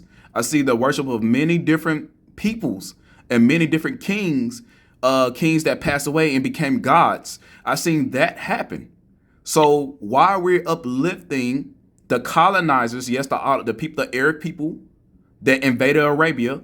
Even they took those people's identity. The Yemens, they took those people's identity. They all came from the Huns, the Turks, and all of those people. They all came there and invaded your land. And now you took up their ideology, old colonization ideology, and you took it as your own identity, your own culture. But what was it before the Ottoman Empire came? That's what I would like to know. So it is not good. We cannot turn a blind eye to those things and say, hey, we're great and we're doing evil acts. That's a taboo against nature. But right here, this is the Columbia Law Review. The science and limitations of DNA ancestry tests. It says DNA ancestry test represents a marriage of at least two separated areas of scientific inquiry: genetic similarity and human migratory patterns. Importantly, the Human Genome Project revealed that human beings are 99.9% genetically similar. The variation in the remaining fraction of the percent is what enables DNA ancestry testing companies to predict people in geographic origins. Again, they say we're all 99% related, and they only tell you who you are off a fraction of a percentage. If I made a 1% on the test, I'm pretty sure I would fail, right? I would fail a test if I made a 1% on my test. So, again, if you go on Google, they said a human shares 99% with pig DNA. They said a human shares 99% with dog DNA. So, are you 99% pig? Are you 99% dog, along with being a human? This is the colonistic mindset. DNA is false when it comes down to telling you who you are. But DNA is not false when it comes down to telling you who your parents are. Because that's the wombs you came from. So you're 50% your father, 50% your mother. You cannot go all the way to the 400 years ago and say, I am related to this individual. That's a lie. It's fictitious. So yes, we all have DNA. If I compare my DNA to Tough, I'm pretty sure we're not related. We did not came from the same port. We did not come from the same matrix. He have his own people, his own tribe, his own, you know what I'm saying, everything. Just like everybody else on this panel. The problem is colonization. And we took on colonization as our culture. And once we step away from that, even old colonization such as the Ottoman Empire, let's see what we really are. Now you. Okay. So, Lord Natural, there's a mix of things here, and I'd like to get something clearly. So, you started by nullifying the whole DNA thing, or DNA trying to teach people who they really are. So, you said it just gets to who your parents are, but beyond that, it's not credible, right? Yes.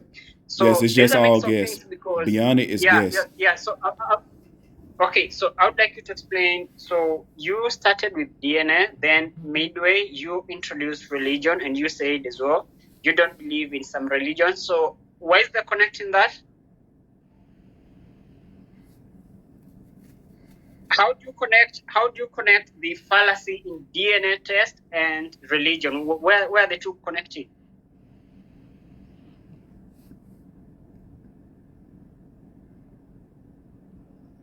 Lord Natural, can you hear me? Oh, you was talking to me? Oh, yeah, I thought you was talking to someone else. Yeah, can you explain to the audience because you started by explaining the DNA and you said clearly in the end that DNA is not to be trusted when it comes to explaining the origin of people or who people really are. So midway, you brought the issue of religion and to be specific about the Muslims. So where are the two connecting? Okay, basically, like back to the DNA, the reason it cannot be trusted because again, you got someone manhandling your DNA in the lab that's not certified. They cannot be proven in court. If I, like for example, if I want to say I'm part of the Yoruba tribe or any other tribe in Africa, and I specifically go to that tribe and say, hey, I am one of you, that tribe is gonna ask me how. Who is my people? Okay. What year did my people leave? Show me a slave manifesto, something that shows that you are connected to us. I'll pull up a DNA test that says, hey, I'm 99% of this. I would laugh and probably get spit on or some mess like that. I would get laughed at and probably get spit on or something like that. But if I show documentation of my people from point A to point B to point C to point D, all the way back to the point that they left this country and say, hey, these people was with this group of people or this clan of people, then, okay, brother, we accept you, but you're still mixed, blah, blah, blah, blah. Well, other we can tell you don't look exactly like us. You don't match how we look, but we can see that this individual, you're a descendant. Today in America, African Americans cannot prove that. That's my stance on DNA. People accept a lineage, not DNA. Even when you go to the courts, when you go to the parliament, they accept your genealogy, not DNA. The only time they accept DNA is unless you committed a crime, and that's on a present time, not someone 400 or 500 years ago. That's comparing the DNA that's in you versus the DNA that's on the ground. Okay? Now, the reason I brought up... Oh, okay. What you say? Yeah, I got a question. Now, it's okay. Just continue. Oh, okay. Now the reason I brought up Islam was because when y'all was talking about Bantu and we talked about colonization and slavery and things like that, that's the reason I brought up Islam, because Islam in America, when it was brought here, it was brought to make the Negro man a servant under Sharia law once it be instituted. In Africa, that already happened in some parts. Some parts, there's women, they got to dress fully covered, only showing their face. That was not their traditions. When you go way before Sharia law, way before the Ottoman Empire came to be in East Africa, what was you doing? Is it truly yours, or was you colonized 4,000, 5,000, 6,000, I mean, not 6,000, 700, 800 years ago, and you thinking this is your culture? This is the reason. That's the reason I brought up Islam. Same with Christianity. It's the same thing. Now, I also had one more thing about that thing about Ethiopia not being conquered. No, you didn't get conquered. You cooperated. You did not have Christianity. You did not have that Bible. A church came from Greece. A church came from Rome. Who built that old church in Ethiopia? How did you let a foreigner come there and build their temple in your land? Don't tell me you was not conquered. You did not get conquered. It's true. You cooperated. You didn't have no fight. It is true. So again, you're going to have to prove, those of y'all that say, oh, we got the Bible, we got Christianity and all this stuff, it always been here. You're going to have to prove it. Because they got proof that the Romans did come down there and they did meet you and y'all did not fight. Why? Before they came, you had a serpent religion. What happened to that serpent religion?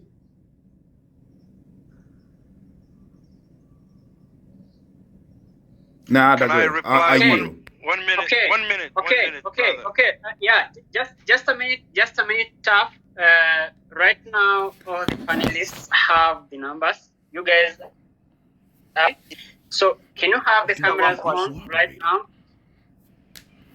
Yeah, I got one question. Just put your camera on. We've had Lord Natural on the camera here. Africanist, thanks so much. the reason show I brought you up, you have the number. Actually, you have a huge following just on the camera. Many as well. You have the numbers. Can you put the camera on? Yeah, please? I can't. I'm Go at on work, top. so I can't. I'm sorry. Like, I'm at work. I wish I could. That's fine. That's fine. Can I reply Go on, 1 sir. minute and give it to No, hold on. I just brother got one. Africanism? 1 minute, brother. Just 1 minute. Brother Lord, you know, when you say we should be free from the colonized mind, that this all false, but yet you still use whatever advantage you on the DNA part, but you also said the other parts are false. It doesn't make sense. And the other thing you said was Islam was brought to America just to colonize the African American man's mind. Brother, I'll give you just quick 2 leaders. What's the difference between Malcolm X, the way he spoke to the white man, and Martin Luther King? We know who was the one that was against these people, who were fighting against these people. Sorry, but Martin Luther King, when he died, he literally said Malcolm X was right, and he hated the fact that he integrated his house with a burning house. He literally changed his mind before his death. Just letting you know. Okay, no. I know. But what I'm saying is, you said that Islam was brought to America to colonize the African American yes, under Noble Jew Ali. Mind. So look at the men who became Muslim, what they have done and what they said against the colonizers. Was there anything about them trying to keep enslaving the African American man, or were they actually willing to fight? They're the ones who actually picked up guns, marching. What guns? For Islam. Come on. For Islam, not for the people. For Islam, for religion. In the name of religion, under the name of Allah. For the people, brother. For the people. Okay. For the people. So yeah, I'll get out, bro. Give it to my brothers, African. Yeah. I only got one question for Low Natural. You said you took a DNA test and you're showing us the map. What's your haplogroup? I'm pretty sure it tells you that. And haplogroup is fictitious too. Your haplogroup. Yeah, Lord Natural. That's a question I had forgotten as well, because there are some guests. Audience down there saying they would like to understand your haplogroup. This is a question I've got several times. So can you kindly expound on that a little bit? Not too long. Try to be brief. Oh, I have not taken my haplogroup, but to me, haplogroups is fictitious. It's just like doing the estimation of your DNA. It's nothing more. That doesn't make any sense. When you take a DNA test, it comes to the haplogroup. That doesn't make any sense, because you said you took a DNA. If I just said 3 generations ago your bloodline is diluted, how can your haplogroup? That's not the question. The question is, you took a DNA test. It comes to the haplogroup. That's literally you said you took it. So this.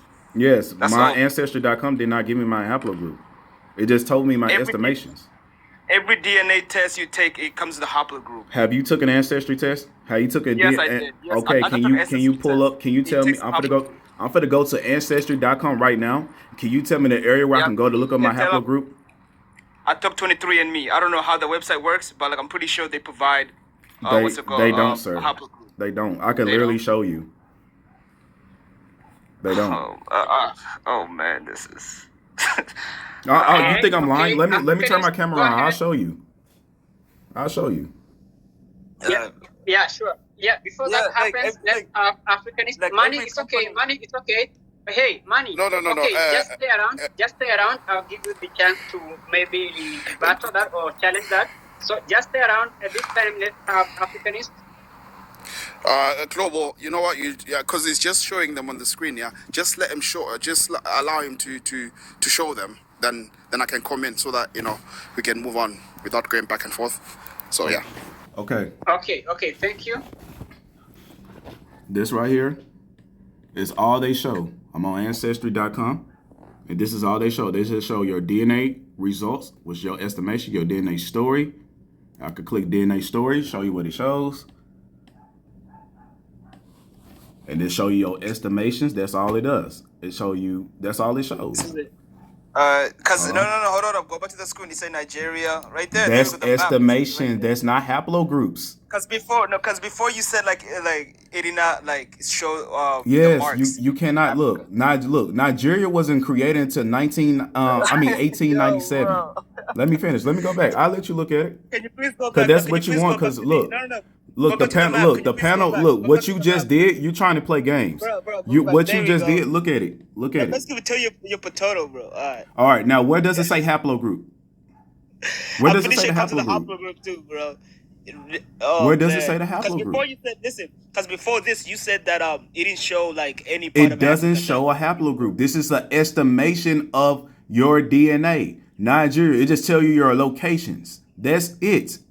Right. That's it. Tells you what the people you come, literally the people you match. The people. All right. Now, sorry. Let me do this again real quick. Earlier you said no Nigeria. Earlier you said no Nigeria. Okay. Now, where's the person in Nigeria that I'm related to? Listen, earlier you said no Nigeria, but now he says Nigeria. Clown. Listen. Look. Let me explain this again, because Lord, the thing is, I cannot call global citizens a liar. Hold on, one second. I cannot call the host or global citizen a liar, and when it benefits me, I cannot call him a true person.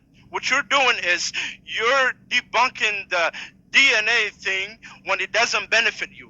But when it benefits you, you're saying it does. It's correct. It does benefit, because first of all, they are sitting up here lying to everybody. It's a conflict of interest. If you say everybody's from Africa, knowing dang well Negroes had owned all this land in America, do you know what type of conflict of interest that is?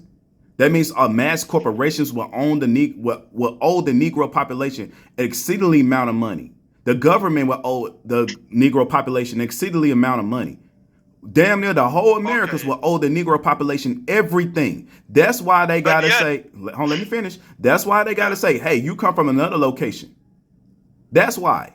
It's a conflict of interest. And they went around burning, let me finish. They went around burning our records, showing proof of these land patents and all these things in America. Now, once you destroy all that, destroy all the evidence that we was originally here, not every black person, but you destroy the evidence a lot of black people was here in America before colonial time, and then turn around and give them a new identity. What that means? You cannot pay them anything. You don't owe them anything. Right, brother. Before you said like you had no marks in Africa. Remember you pulled at the map? Yeah. Yes. Now let me show you the comparison. Let me show you. You had brother, let me finish. You didn't understand my point. I said, look. I even said, look, they gave me an estimation. Do you know what an estimation is? They are guessing who I am. And they say, oh, you're in Nigeria. You Cameroon. You're Ghana. You're Togo. Oh, you got European. Oh, you're Senegal. You Mali. Oh, now you got Central Nigeria. You got 1% indigenous. Oh, you Norway. Or you Wales. Come on now. Check this out. They said, let me finish. We're gonna play. We're gonna play the game. Lord, don't get confused. Lord, don't get confused. The reason. Hold on. Let me finish my point, and I'm gonna let you go. This is my last point. It says 35% Nigerian. I will have to go over here to look at DNA matches. This is what I'm clicking. DNA matches. This is the results. This is what you're looking at now. You click DNA matches. Everyone take a screenshot of this. Take a screenshot. It don't matter. Like, I'm willing to let you do this yourself. I'm showing you, like, this is evidence. They're comparing my DNA to everybody here in America. Make it make sense. They're comparing my DNA to everybody here in America. Why aren't you comparing my DNA to anybody in Africa? You said let me finish. Let me finish. If I am 38% Nigerian, surely there got to be somebody here that I have a similar DNA to, right? bro. The map is fake. Even the map that you are using Okay, is fake. then I pull my case. Like I'm saying, they're lying about it. Okay. Just over there, bro. It's okay. Yeah. For, bro. That's your thing. Yeah. Okay. No, natural. Thank you, Listen, bro. it's I okay. respect that. Thank you, bro. Okay, so Manny, for now, just hold it right there. The reason show you're here to debunk that, kindly, I want to put you on the big screen. So just go ahead. Okay. Thank you, my brothers and anybody watching. Thank you. We appreciate you guys. And what I want to say is, I'm a Ghanaian and I don't speak like the way British or Americans speak. So please, kindly pay attention and then understand the way I speak. And that is, English is not my language.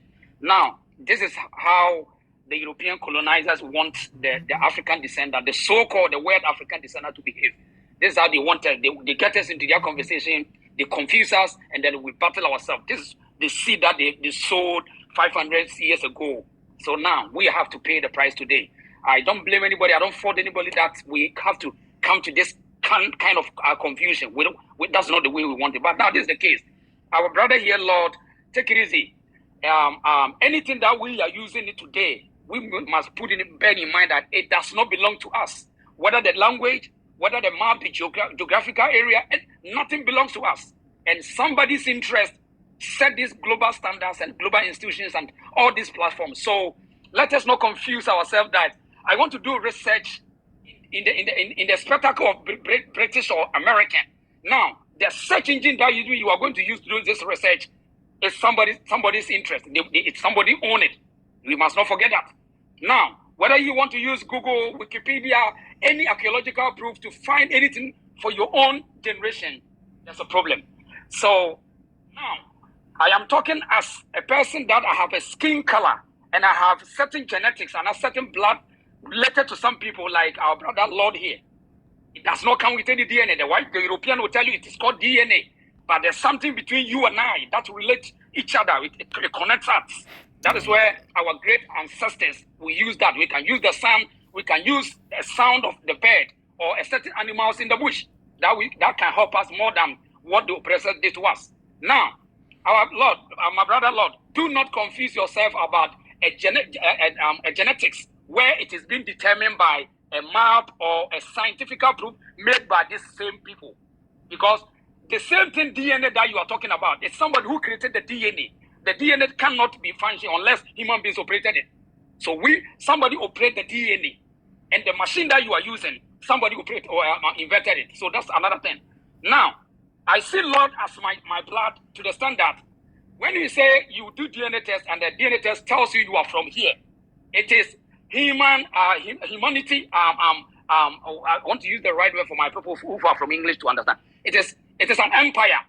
Now, we ask ourselves in one question: why do Europeans have been able to bring all of them to one basket, calling themselves white people? Now, you can find the same white people from Germany, Amsterdam, France, Italy, Luxembourg, Czech Republic, and even now they are bringing Arabians, Chinese, everybody. They are classifying themselves as white people because for them to classify the so-called black person, they would rather promote Chinese or European or Indian. Now, this is the case. We shouldn't allow those descriptions to peddle in our life. We cannot continue to find our identity where we still use this European standard to find our identity. This is the problem that ever since I was starting doing my own research, I'm finding it.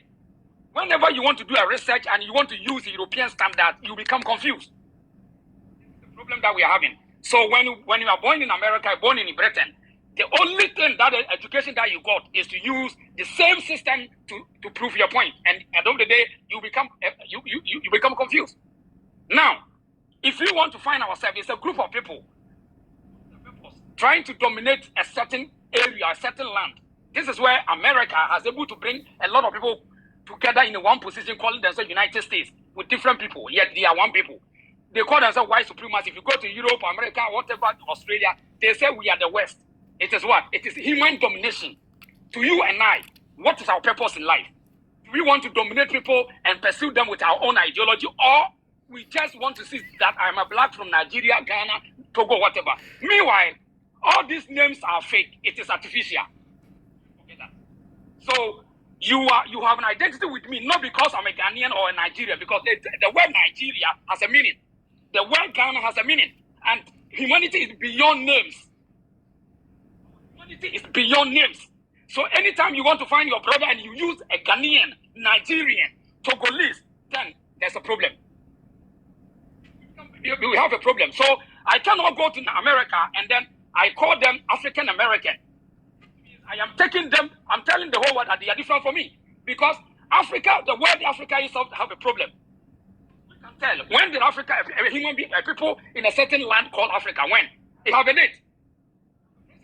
Somebody did it. So, you can call me Africa, but I have no understanding about the word called Africa. This is our description artificially created, invented by people. When I want to find my brother or my blood in America or Australia, I does not use the system that Europeans did to confuse us. No, we will get into trouble. But there are certain things in me which when I see Lord, I say, no, this guy comes from this certain part of the land. See a brother or a sister, there's something in that person, unless that person is educated to hate herself or himself, unless. But when I see Lord, there's something in him. It is the same thing. When Europeans, when they see themselves, they don't talk about country. They say, they even go further to tell the whole world we are white people, and now they have built a certain geographical area, suit their own interest. This is a fact. And so I'm gonna say this. Let me say this. My brothers who lives in America, they give you a name African American, and now I am African. So can't you see that somebody want to divide and rule some people? We have to see this, that they divide us and so that they can rule us. That's happened for long years. 500 years ago, anytime you can call it. Now, here is the case. If I want to talk to somebody in Togo or Ethiopia, I shouldn't concern too much on Ethiopia because they will tell you Ethiopia came from Bible. When did that Bible come to the existence? Where? When? And who brought it? But there's something in Ethiopia, a person who is from that country called Ethiopia, that it relates to me the same thing. And it doesn't matter where the person lives. That person belongs to me. It is part of my blood. You're right. It's in me. When you see those things, those features, check it out. We might have a skin. We might have a wool hair. We might have a certain behavior. Our great founders use it. They did not follow anybody's scientific proof or whatever DNA test. But there's something that they will tell you, this person from this area. Now, when you come to Ghana, there's something called tribe. You know, Europeans are so smart. The British are so smart to, brand you so that their generation can identify you. So they say, these people are tribe. And tribe describes a certain people who have weird life and uncivilized people to us. When you come, they say, this is Asante tribe, Ewa tribe, Northern tribe. So that when you see each other, you become enemy to yourself, and you try to fight and dominate each other. It's a critical thing that Europeans did on paper. They did not play with us.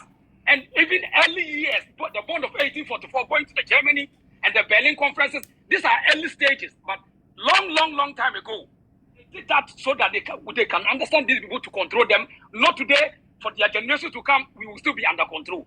So my point is, whenever you want to do any analysis or any argument or any sort of find reasoning, we don't need to use the same European standards to battle our point, because definitely one of our brothers shoot down Lord's point that you are saying DNA help you to know that you are not from Africa. Yet, what standard did you use? You use the same European standards. The DNA test that you did, and it tells you, it gives you the map. The map itself is fake. As right now, you are saying American map is fake. We all know that it's fake. It is not true. But even America, they know that this map that they've drawn for themselves is fake. We shouldn't continue, and we cannot continue to use the same standard, oppressor standard, the slave master standards, to identify ourselves, yet we still say we want to find our identity. Identity is not by somebody's image. We need to find the image within ourselves. That is why when I see Lord talking, there's nothing tells me that Lord is not part of me. It's not because I'm a Ghanaian. Ghana is fake. Ghana is just recently. I am talking about humanity, blood. Humanity. So it's a domination of people trying to organize people around a certain area. So what is our point? Do we want to organize some people that they look similar, they have same ideology, they have the same pain and same trust, so that we can organize them and build them in a certain area we call the land, as the Europeans have did to the world, telling the whole world that they are white people. I think this is where we have to start the battle. We need to come in and agree. We need to reason with each other and then we will find the positive aspect in us. So like, the last time I went to America, and when you start to talk to some people say, I'm not African. And you know the first thing they will tell you is, because I don't know where I come from, so now you are lost. Even in America, somebody told you that you are not from America, they are lying. Because nobody comes, America does not belong to anybody. It's the same thing that I'm talking about, human domination. Somebody will tell you, you are not from here, but I'm from here. But when you try to put up where from your old grandfather, where are they from? Especially when I meet Trump, Trump tells me he's a patriot, he's from America. I'll ask Trump, where did your mother came from? They will lie to you. If you're not smart, Trump will lie to you that, oh, my mother came here at 1700, no, they are from Ireland. They know all these things, and they know how to dominate especially with the so-called African. And I always tell people, I am not African, I'm not a Ghanaian, I'm a human being. Because all these identities, it is a way of destruction, a way of dividing and rule us. I can live in any country, any corner, as long as I have life, I can go there.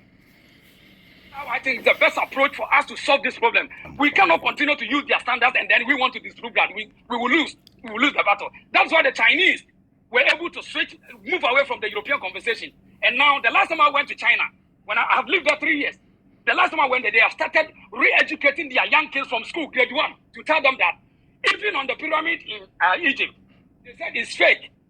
Because the British went there to do all this with the Dutch, and then they built those things are fake. Because let me come in before I forget, brother, please. Let me come in before I forget what I wanted to say. Yeah. Well, he finally wiped himself. He finally wiped himself. Yeah. Okay, Thank you so go much. ahead. Yeah, just a quick one. I wanted to come in earlier on to say that I did agree with what Lord Natural was saying, because I think a lot of people misunderstood him in the sense that when he's talking about the Africanist, just before you continue, can you just flip the camera? Can you see you? Why do you want to see me? Anyway. I want the audience to buy what you say. I'm the winner here, really. Yeah. I'm the winner here. Yeah, no, so I was saying that I agree with what I think a lot of people misunderstood or did not listen attentively to what Lord was saying with regards to the DNA testing. Because remember, the DNA sequencing goes back to between 6 to 8 generations, right? And each generation being 25 years. So his DNA, what he was showing us on the screen, is what goes back about 150 to 200 years. But he prefaced by saying that in terms of documentation, he's got documentation that proves his genealogy. Before the 200 years, past the 200-year mark that the DNA was showing, So, and that's what he was trying, that's what he said. I think he said it a number of times, but I don't know, people were not listening to him, etc. So, again, this is what we're talking about, that there's some people who want to identify some people, but when you identify yourself, people start denying you and giving you another identity, which I find hilarious. So I agree with him in that sense. I listened to him attentively and I understood what he was saying, and it's true. The DNA goes back so far, but in order for you to understand, to go beyond the 200-year history mark, some people have got documentation, and that's what Lord was saying, that he's got documentation to prove his ancestry beyond the 200-year mark. And when his ancestry proves that he's from there, not Africa per se, So, that's what people need to understand. Because we're talking about African identity. I also wanted to agree with him and Manok, what they said earlier on, to say that Islam, because was it Tuk or the other guy? Oh, Tough. He was saying that if Islam spread across Africa faster before Christianity, or spread more across Africa, Africa wouldn't have been colonized. But Islam and Christianity are two sides of the same coin. They both came to Africa as instrument of slavery and colonization. So it's actually ridiculous for him to make such a suggestion, because no one is born Islam or Muslim, no one is born Christian. We are all born humans. You know what I mean? These religions, we learn them, we are taught them, and we convert. I know Muslims use the word revert, but we convert into them. You understand? We're not born Muslim or Christians. That's ridiculous. And remember when Islam came into North Africa and even Southern Europe, it didn't come in peace and in hunky-dory. It came as a means to make the people that lived in those areas, in those lands, subservient to that religion. It came to dominate. It came to conquer. You know what I mean? So people should actually not forget that history.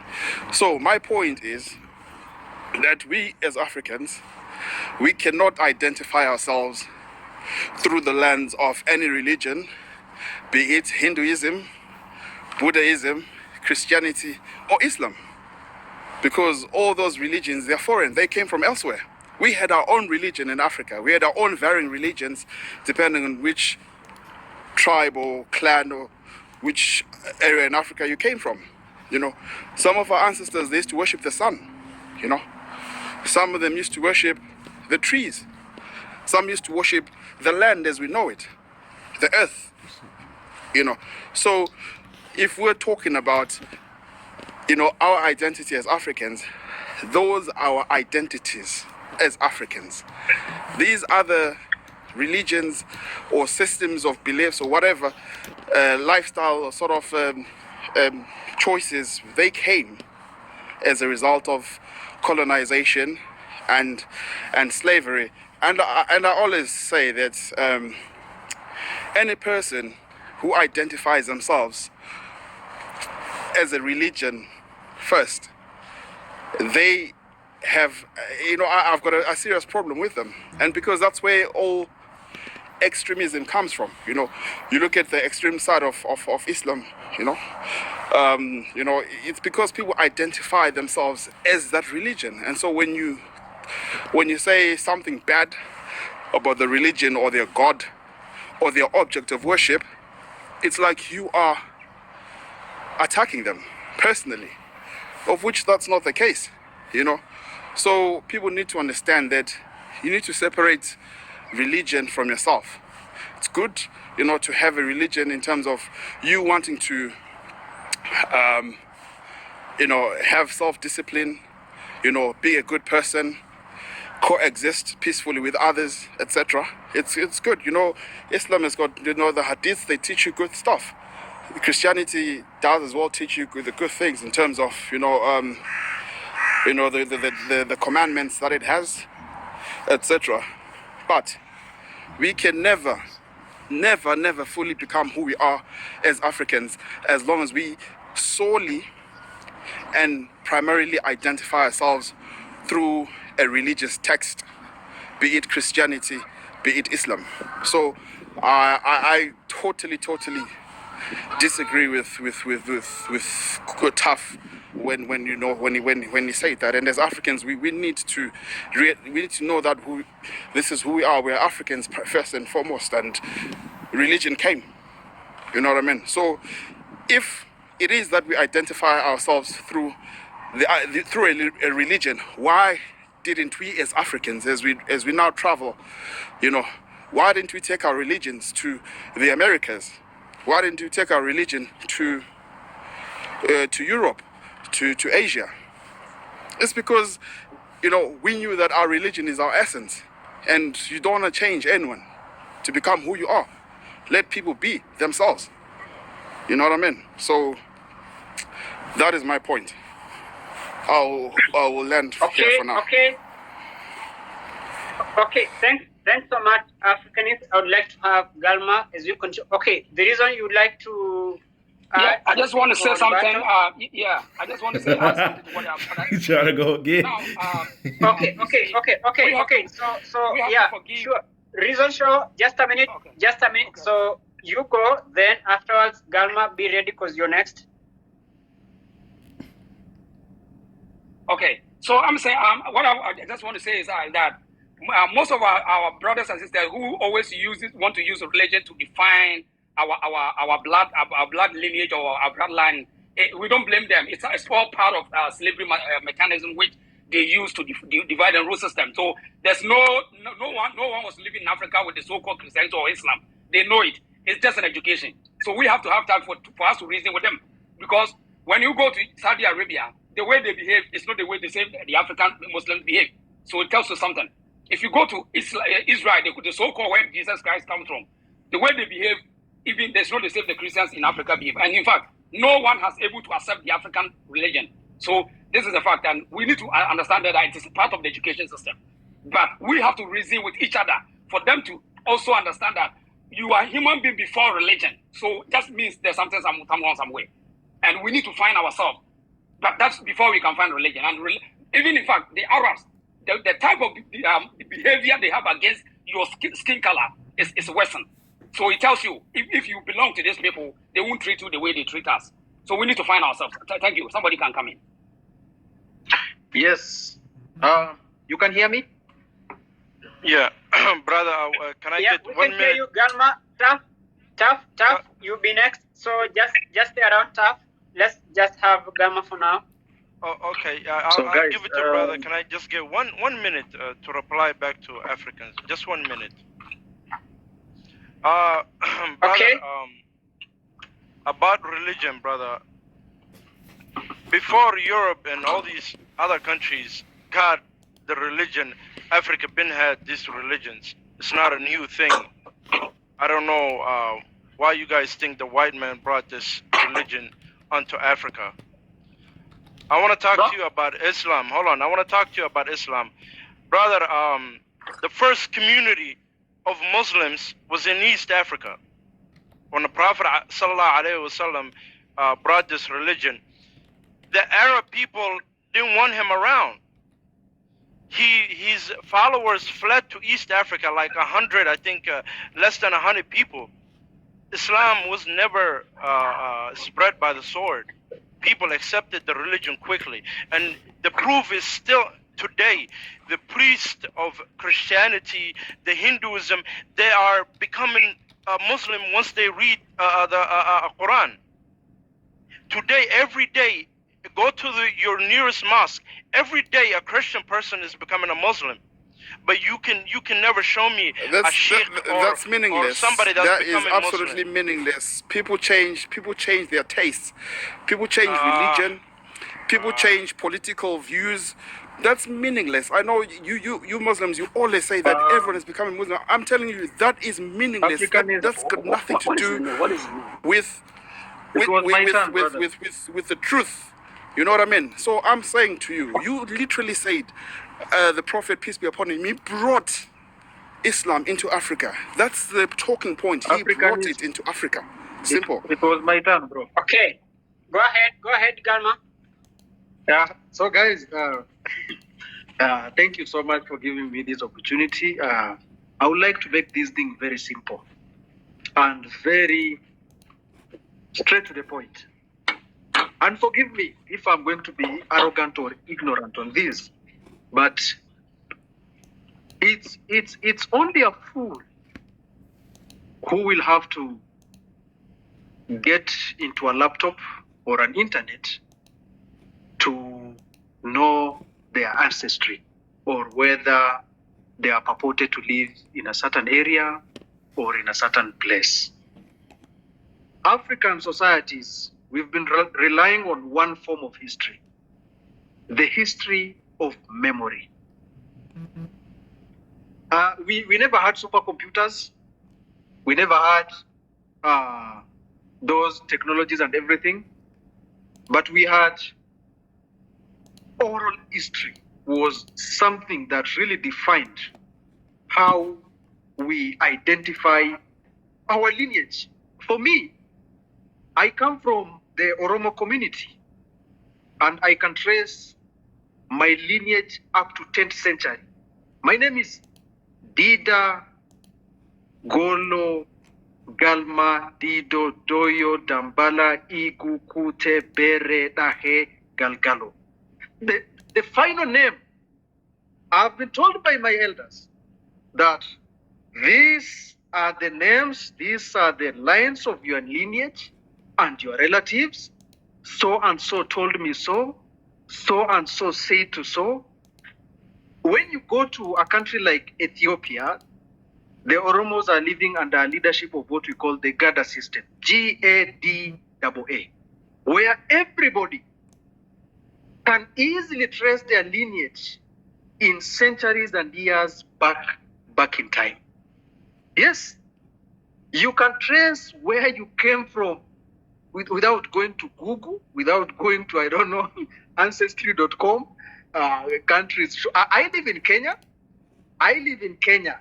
But I trace my roots to the ancient country of Ethiopia. I've been told that my grandfather migrated to Kenya in 1907. His dad, that is my great-grandfather, came to Kenya, settled in a place, then his kettles were finished by drought and everything. I mean, what I'm trying to bring is there is oral history of Africa, how we narrate our history. I mean, if you are in this continent and you will have to go to Google, you will have to go to laptop, you will have to go to phone for you to know where you have come from, there must be something wrong with you. Because currently, as much as we might be speaking about our DNA and everything, it's a funny thing. I don't even understand what DNA is. I'm a learned guy, I'm educated, but I don't understand. I mean, today, where someone will doubt his wife or, this kid is not mine, the African oral history is usually this behavior. Where did this behavior of stealing came from? Then they trace. His uncle, his cousin who used to live in this era, used to have such kind of things like that. And he was acquitted in a court whereby he did this. It's an oral history. My brother, global citizen here, knows if he's a Kikuyu, you will be told you are either a Kikuyu, a Kirinyaga, a Embu, a Meru, you come from... Bro, I'm sorry for cutting you. You see my mark here. You see my mark here. You see the mark? It is. You see the mark on my chin here. Yeah, it is not today and it's not tomorrow. And no scientist can prove me where it come from. So you just check my mark. The reason why, yes. You see my mark? And no scientist can prove where it started from my family. So you continue. And then finally, guys, I'd like to tell you one thing. It is a trending topic currently, the Britons. The people who once said the sun never settles in British Empire are finding it hard to return stolen African artifacts. They are finding it very hard. If indeed these things are non-relevant, if indeed African tradition is useless, as some people purport, our lineage is not something that is non-existent, then why are they so hesitant in returning these artifacts? The Mask of Benin is still there.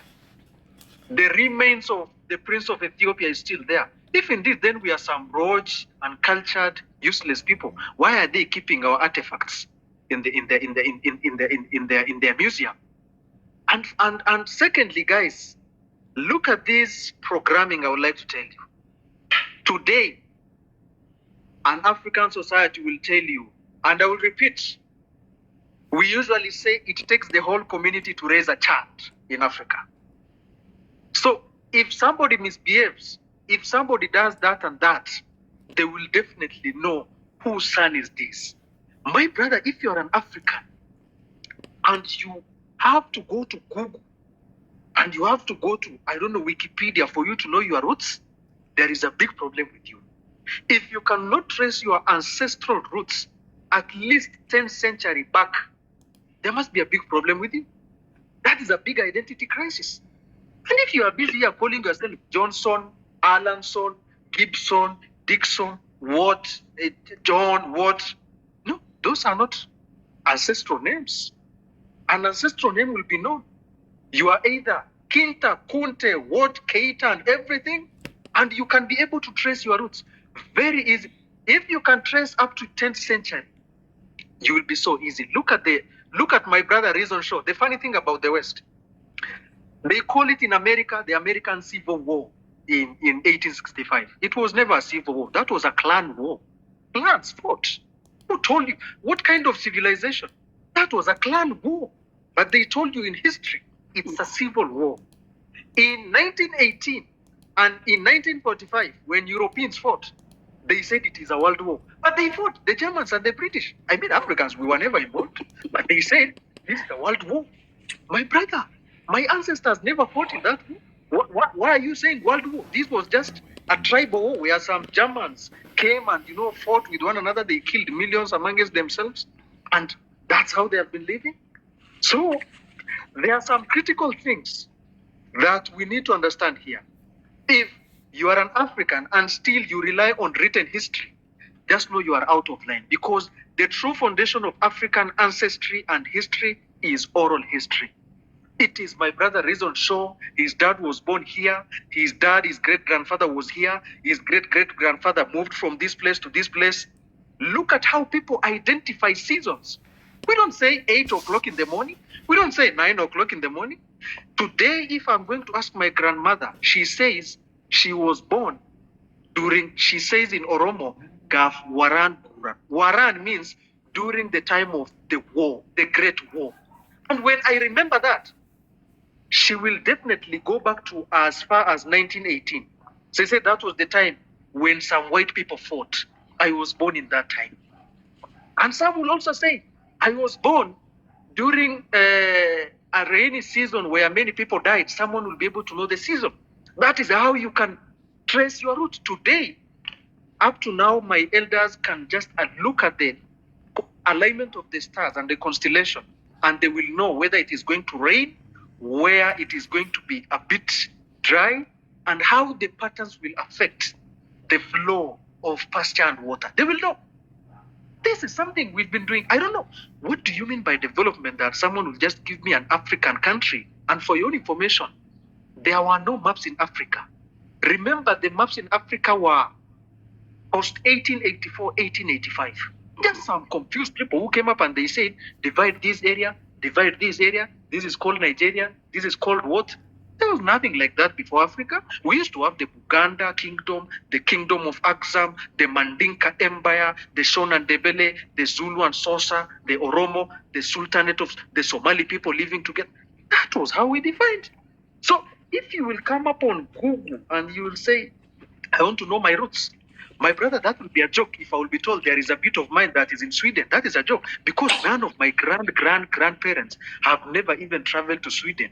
And someone will tell me there is a droplet of your genealogy in a place called Canada. That is a joke, because I can substantiate and say that none of my ancestors back then will be even able to time travel so that they can leave their DNA there. I mean, honestly speaking, guys, as far as this is concerned, if you cannot, this is a challenge. If you cannot trace your ancestral roots at least 10th century back, like the Unyanya did, Dida, Golo, Galma, Dido, Doyo, Dambana, Igu, Kute, Bere, Dahe, Galgalo, Batalu. Those are names. And I can know which century they belonged to, whom they belonged to, where they settled, and how they lived. So if you are here busy fighting on something called DNA or something called, the Europeans are saying this and this is a joke. And finally, my brother, global citizen, our white brothers, the Western countries, have lost identity. They are gone. That's why they are so pressed when a West African will come all the way and cross the Red Sea, the Mediterranean Sea, to cross into Italy. The border control, the strict marriage rules and everything that they are doing it so because they know their identity is being erased. That is what they know. If a white man himself is telling you directly that their identity is really gone and everything, they are trying to protect their identity, why are they not protecting the X chromosome and blah, blah, blah? You told me there was nothing like X chromosome, by the way. That is a Western ideology. We've been living as, I will know if today my wife will cheat with me, I will know how my kid will look without going to the DNA. My brother, global citizen, will know. We know that. That is a unique way of identifying whether this is happening to you or not. We've been living that way as an African. So I will tell my brothers here, one challenge you can take upon yourself, and it is very embarrassing that you can go and look for your identity, or somebody injects you something, or you get a Google. That is not a way. Thank you so much. Hey, can I speak real quick? And that's one thing is, you see, now Europeans have stopped calling themselves tribe. We shouldn't forget it. Now they don't want to call themselves tribe anymore. Meanwhile, when they were fighting their tribal war, they involved us. But now, every European wants to stay away from tribalism because they have now used to brand the Africans that they are uncivilized. That's why they are still tribes. And now you see, 12 tribes of Israel, 12 tribes of whatever. These are all fake news. These are all manipulations against the so-called skin or any other human rule here. These are the troubles. So, my brother, you want to talk? We are listening. Oh, so he yield. Lord, Yeah, he does.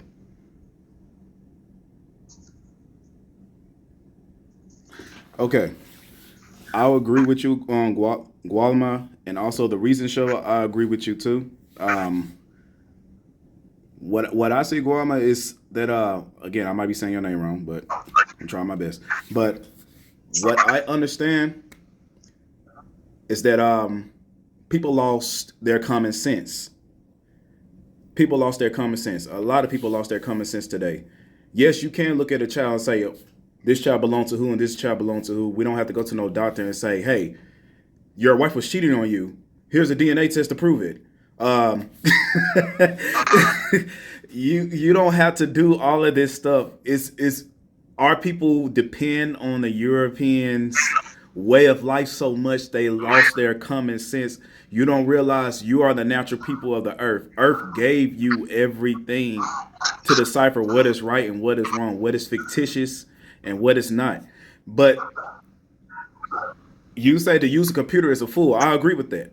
But I'm also going to say for you to follow modern religion is foolish too. You said that if you cannot basically give a lineage or a genealogical way of who you are 10 centuries ago, then you shouldn't really be saying nothing. But as far as I can go back, I can go back at least 7. I can't go up to 10. But the point is, when I'm saying about this oral tradition passed down to your ancestors, what did your ancestors pass down to you before 10 centuries ago? The reason I said before 10 centuries ago, because when we get to the 5th and 7th century or whatever, even before Christ and shit like that, sorry for cussing, but like Somali, for example, Somali, what I've been researching, y'all had a religion dealing with this god called Wak, and he was a person of, for what I see, he was a person of fertility, sacred trees, animals, natures, and peace and harmony. Y'all replaced that God with Allah. Y'all already had that God in the beginning. Is that true? But y'all replaced him. Huh? His God, it's spelled WAAQ. It's probably spelled differently in your in Somali or in the Oroma people. It said that y'all literally had the one God before, the one deity that abides by nature. Why did you forsake that for Islam? And now we're going to Ethiopia. Ethiopia, you had a serpent god that was by he was called Arwe. I'm probably saying his name wrong again, but he was a god of fertility, nature, and things like that too. But when your king of Abyssinia, his name was what's his name? Axum. He the one accepted the Christianity faith and took it in. Beforehand, you already had a one deity. Yes, he was shaped as a serpent. Y'all had an image of him as a serpent. But the thing is, these gods I see in Africa was abided by nature, peace, harmony, all those things like that. But y'all replaced it with a European Ottoman Empire colonistic culture. Y'all already had it. So what had happened? What had happened for you to say, forsake my gods, forsake what my ancestors said, and let's move on to this new way? What happened? Because y'all didn't have this. Bro, do you want me to say something? Now, the reason why Go ahead. Now, this is the problem. We all have to recognize this. You see, the food that we eat is what grows us. We eat from the food that grows us. And those who control the news, control the narrative of the day. We shouldn't forget, we are young people. And when something has been planted for maybe the last 20 years, if you are not technically a critical thinker, you cannot even control it. You can't control it. So now let's see. The people that we see them in Ethiopia, Ghana, Nigeria, with all this so-called religious indoctrination, it is not their fault. It is somebody's interest. And it is the same co-oppressors, which they are from the Arab or the European. So now, this is the problem we are saying. These Europeans, based on what we are seeing right now here, anything that they will do for you, they will make sure they have a same thing, like a copy. So it's not because Africa don't know the so-called, we don't have superior, or we don't say we have something called superior nature. Where I'm from, in Ghana, we call, they say that God from Britain or America, we call it Otumfo Nyankopon, Otumfo. Listen, Otumfo Nyame. Now, in our language, when you say Nyame, it means when I get my brother in help, means I've got the so-called God. My brother is God, my sister is God. So that's why we call it Nyame. When I get you, I'm okay. When you get me, you are okay. That's the main ideology of our God. It is not a God who sits in any sky or a God with any beard or head. Never. My grandfathers, I lived with my grandfather over 130 years. Serious? The way she behaved like a God, she behaved like a human. So in our language, we said, when you do good, you do for yourself. When you do bad, you do for yourself. No one will promise anybody that you are doing bad and go to hell. There's nothing like that in where I'm from. No one promise anybody that when you do wrong, you go to hell. There's nothing like that. Now, all these things came into existence. And my brother, Lord, we need to recognize that the reason why we are seeing all this European or Arabic invasion of ideology is control, human control. Now the Arabs have their share in Africa, and then the Europeans have their share. And in fact, now that we are seeing economic evolution, that's why Chinese are not bringing their Buddhism. But if you don't pay attention, China will also bring Buddhism, and they will take control. Now, when somebody lives in Ethiopia used to know their own, the superior being or whatever you describe it. They have their thing there. Before somebody sat down, how can we import our own ideology to these people? So they need to see something similar so that the people will think, oh, it's the same thing. That is why in Ghana, when you say God, people think God is the same as Nyame. No, it's not true. God is different from Nyame. God in Germany means different. And God in America is different from the belief you have in Africa. It's a fact. Because in Germany, the last time we checked, that God means money, cash, in Germany. Different meaning of a man sitting in the sky with a beard. If God, a man is sitting in the sky, look at my hair here, over 15 years. Now, can you tell me who is the Babylon man for that God in heaven? Who is the Babylon man? Who shaped God, that God hair? So these are all fabricated stories to defuse the people. It's a delusional tactics to control the African and the young generation we are suffering today. That is why I will see my own skin, my own blood, and my own hair. Like Lord, Lord doesn't know that maybe, no, it doesn't belong to me. No, it doesn't come from where I come from. It's all because of education. So this is the time for us to also learn something different from what they told us. Even if it is an advantage, like all the internet, all the website, all the search engine, it's an advantage. But we must find a way to diffuse that. If you don't diffuse from what they told us, then the battle will never end. And we will continue to suffer. Our generation will suffer. Thank you. And I will say one thing, Global, before I give others opportunity. And this is very easy.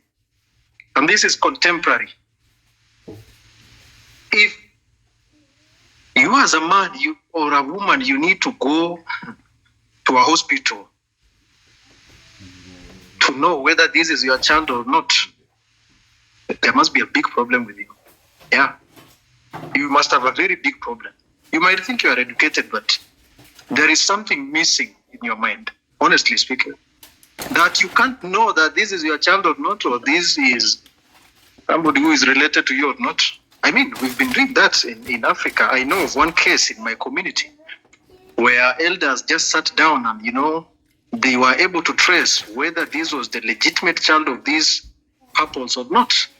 So if you can tell me I need to pay some $10,000 or 20,000, I mean $200, $2,000 to go and know whether the son I gave birth to is my son or not, and you're calling yourself an African, I'm not trying to be ignorant, but there must be a very big problem with you, because it's not as if we've been having a lot of identity or genealogy or lineage crisis before technology came.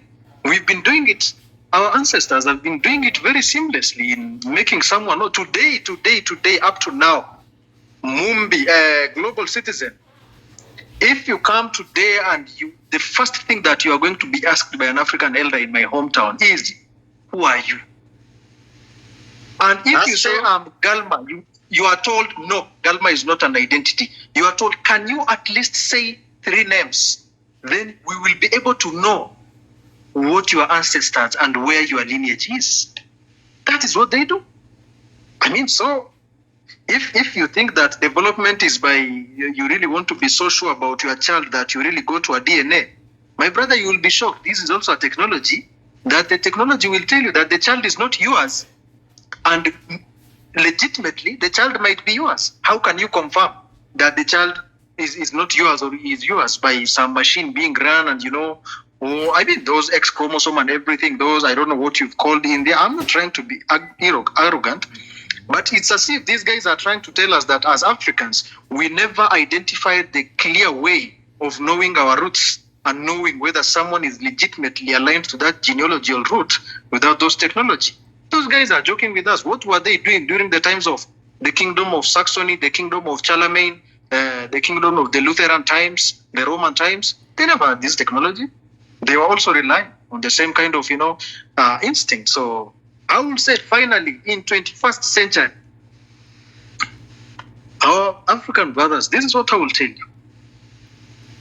If you don't know your native language, English is not your language. That is what you should know. I'm just using it because I want to communicate with everyone here. If you don't know your home language, your traditional language, if you don't know your traditions, because love is blind is not a tradition. That is a Western egocentric that you can just jump from everywhere. Or, we met in the universe and we fall in love. No.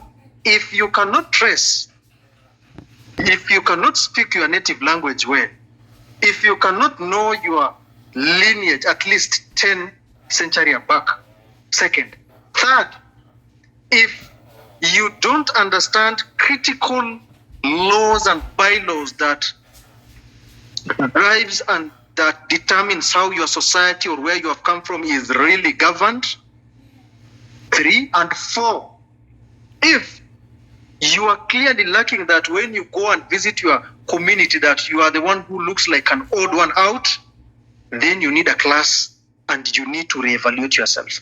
Because those are critical things. If you cannot speak Oromo, if you cannot speak native language and everything, then there is a problem with you.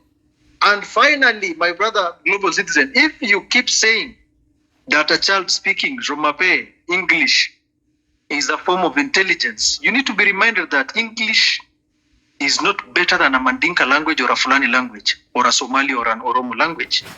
English is just a form of communication. It is not a measure of intelligence.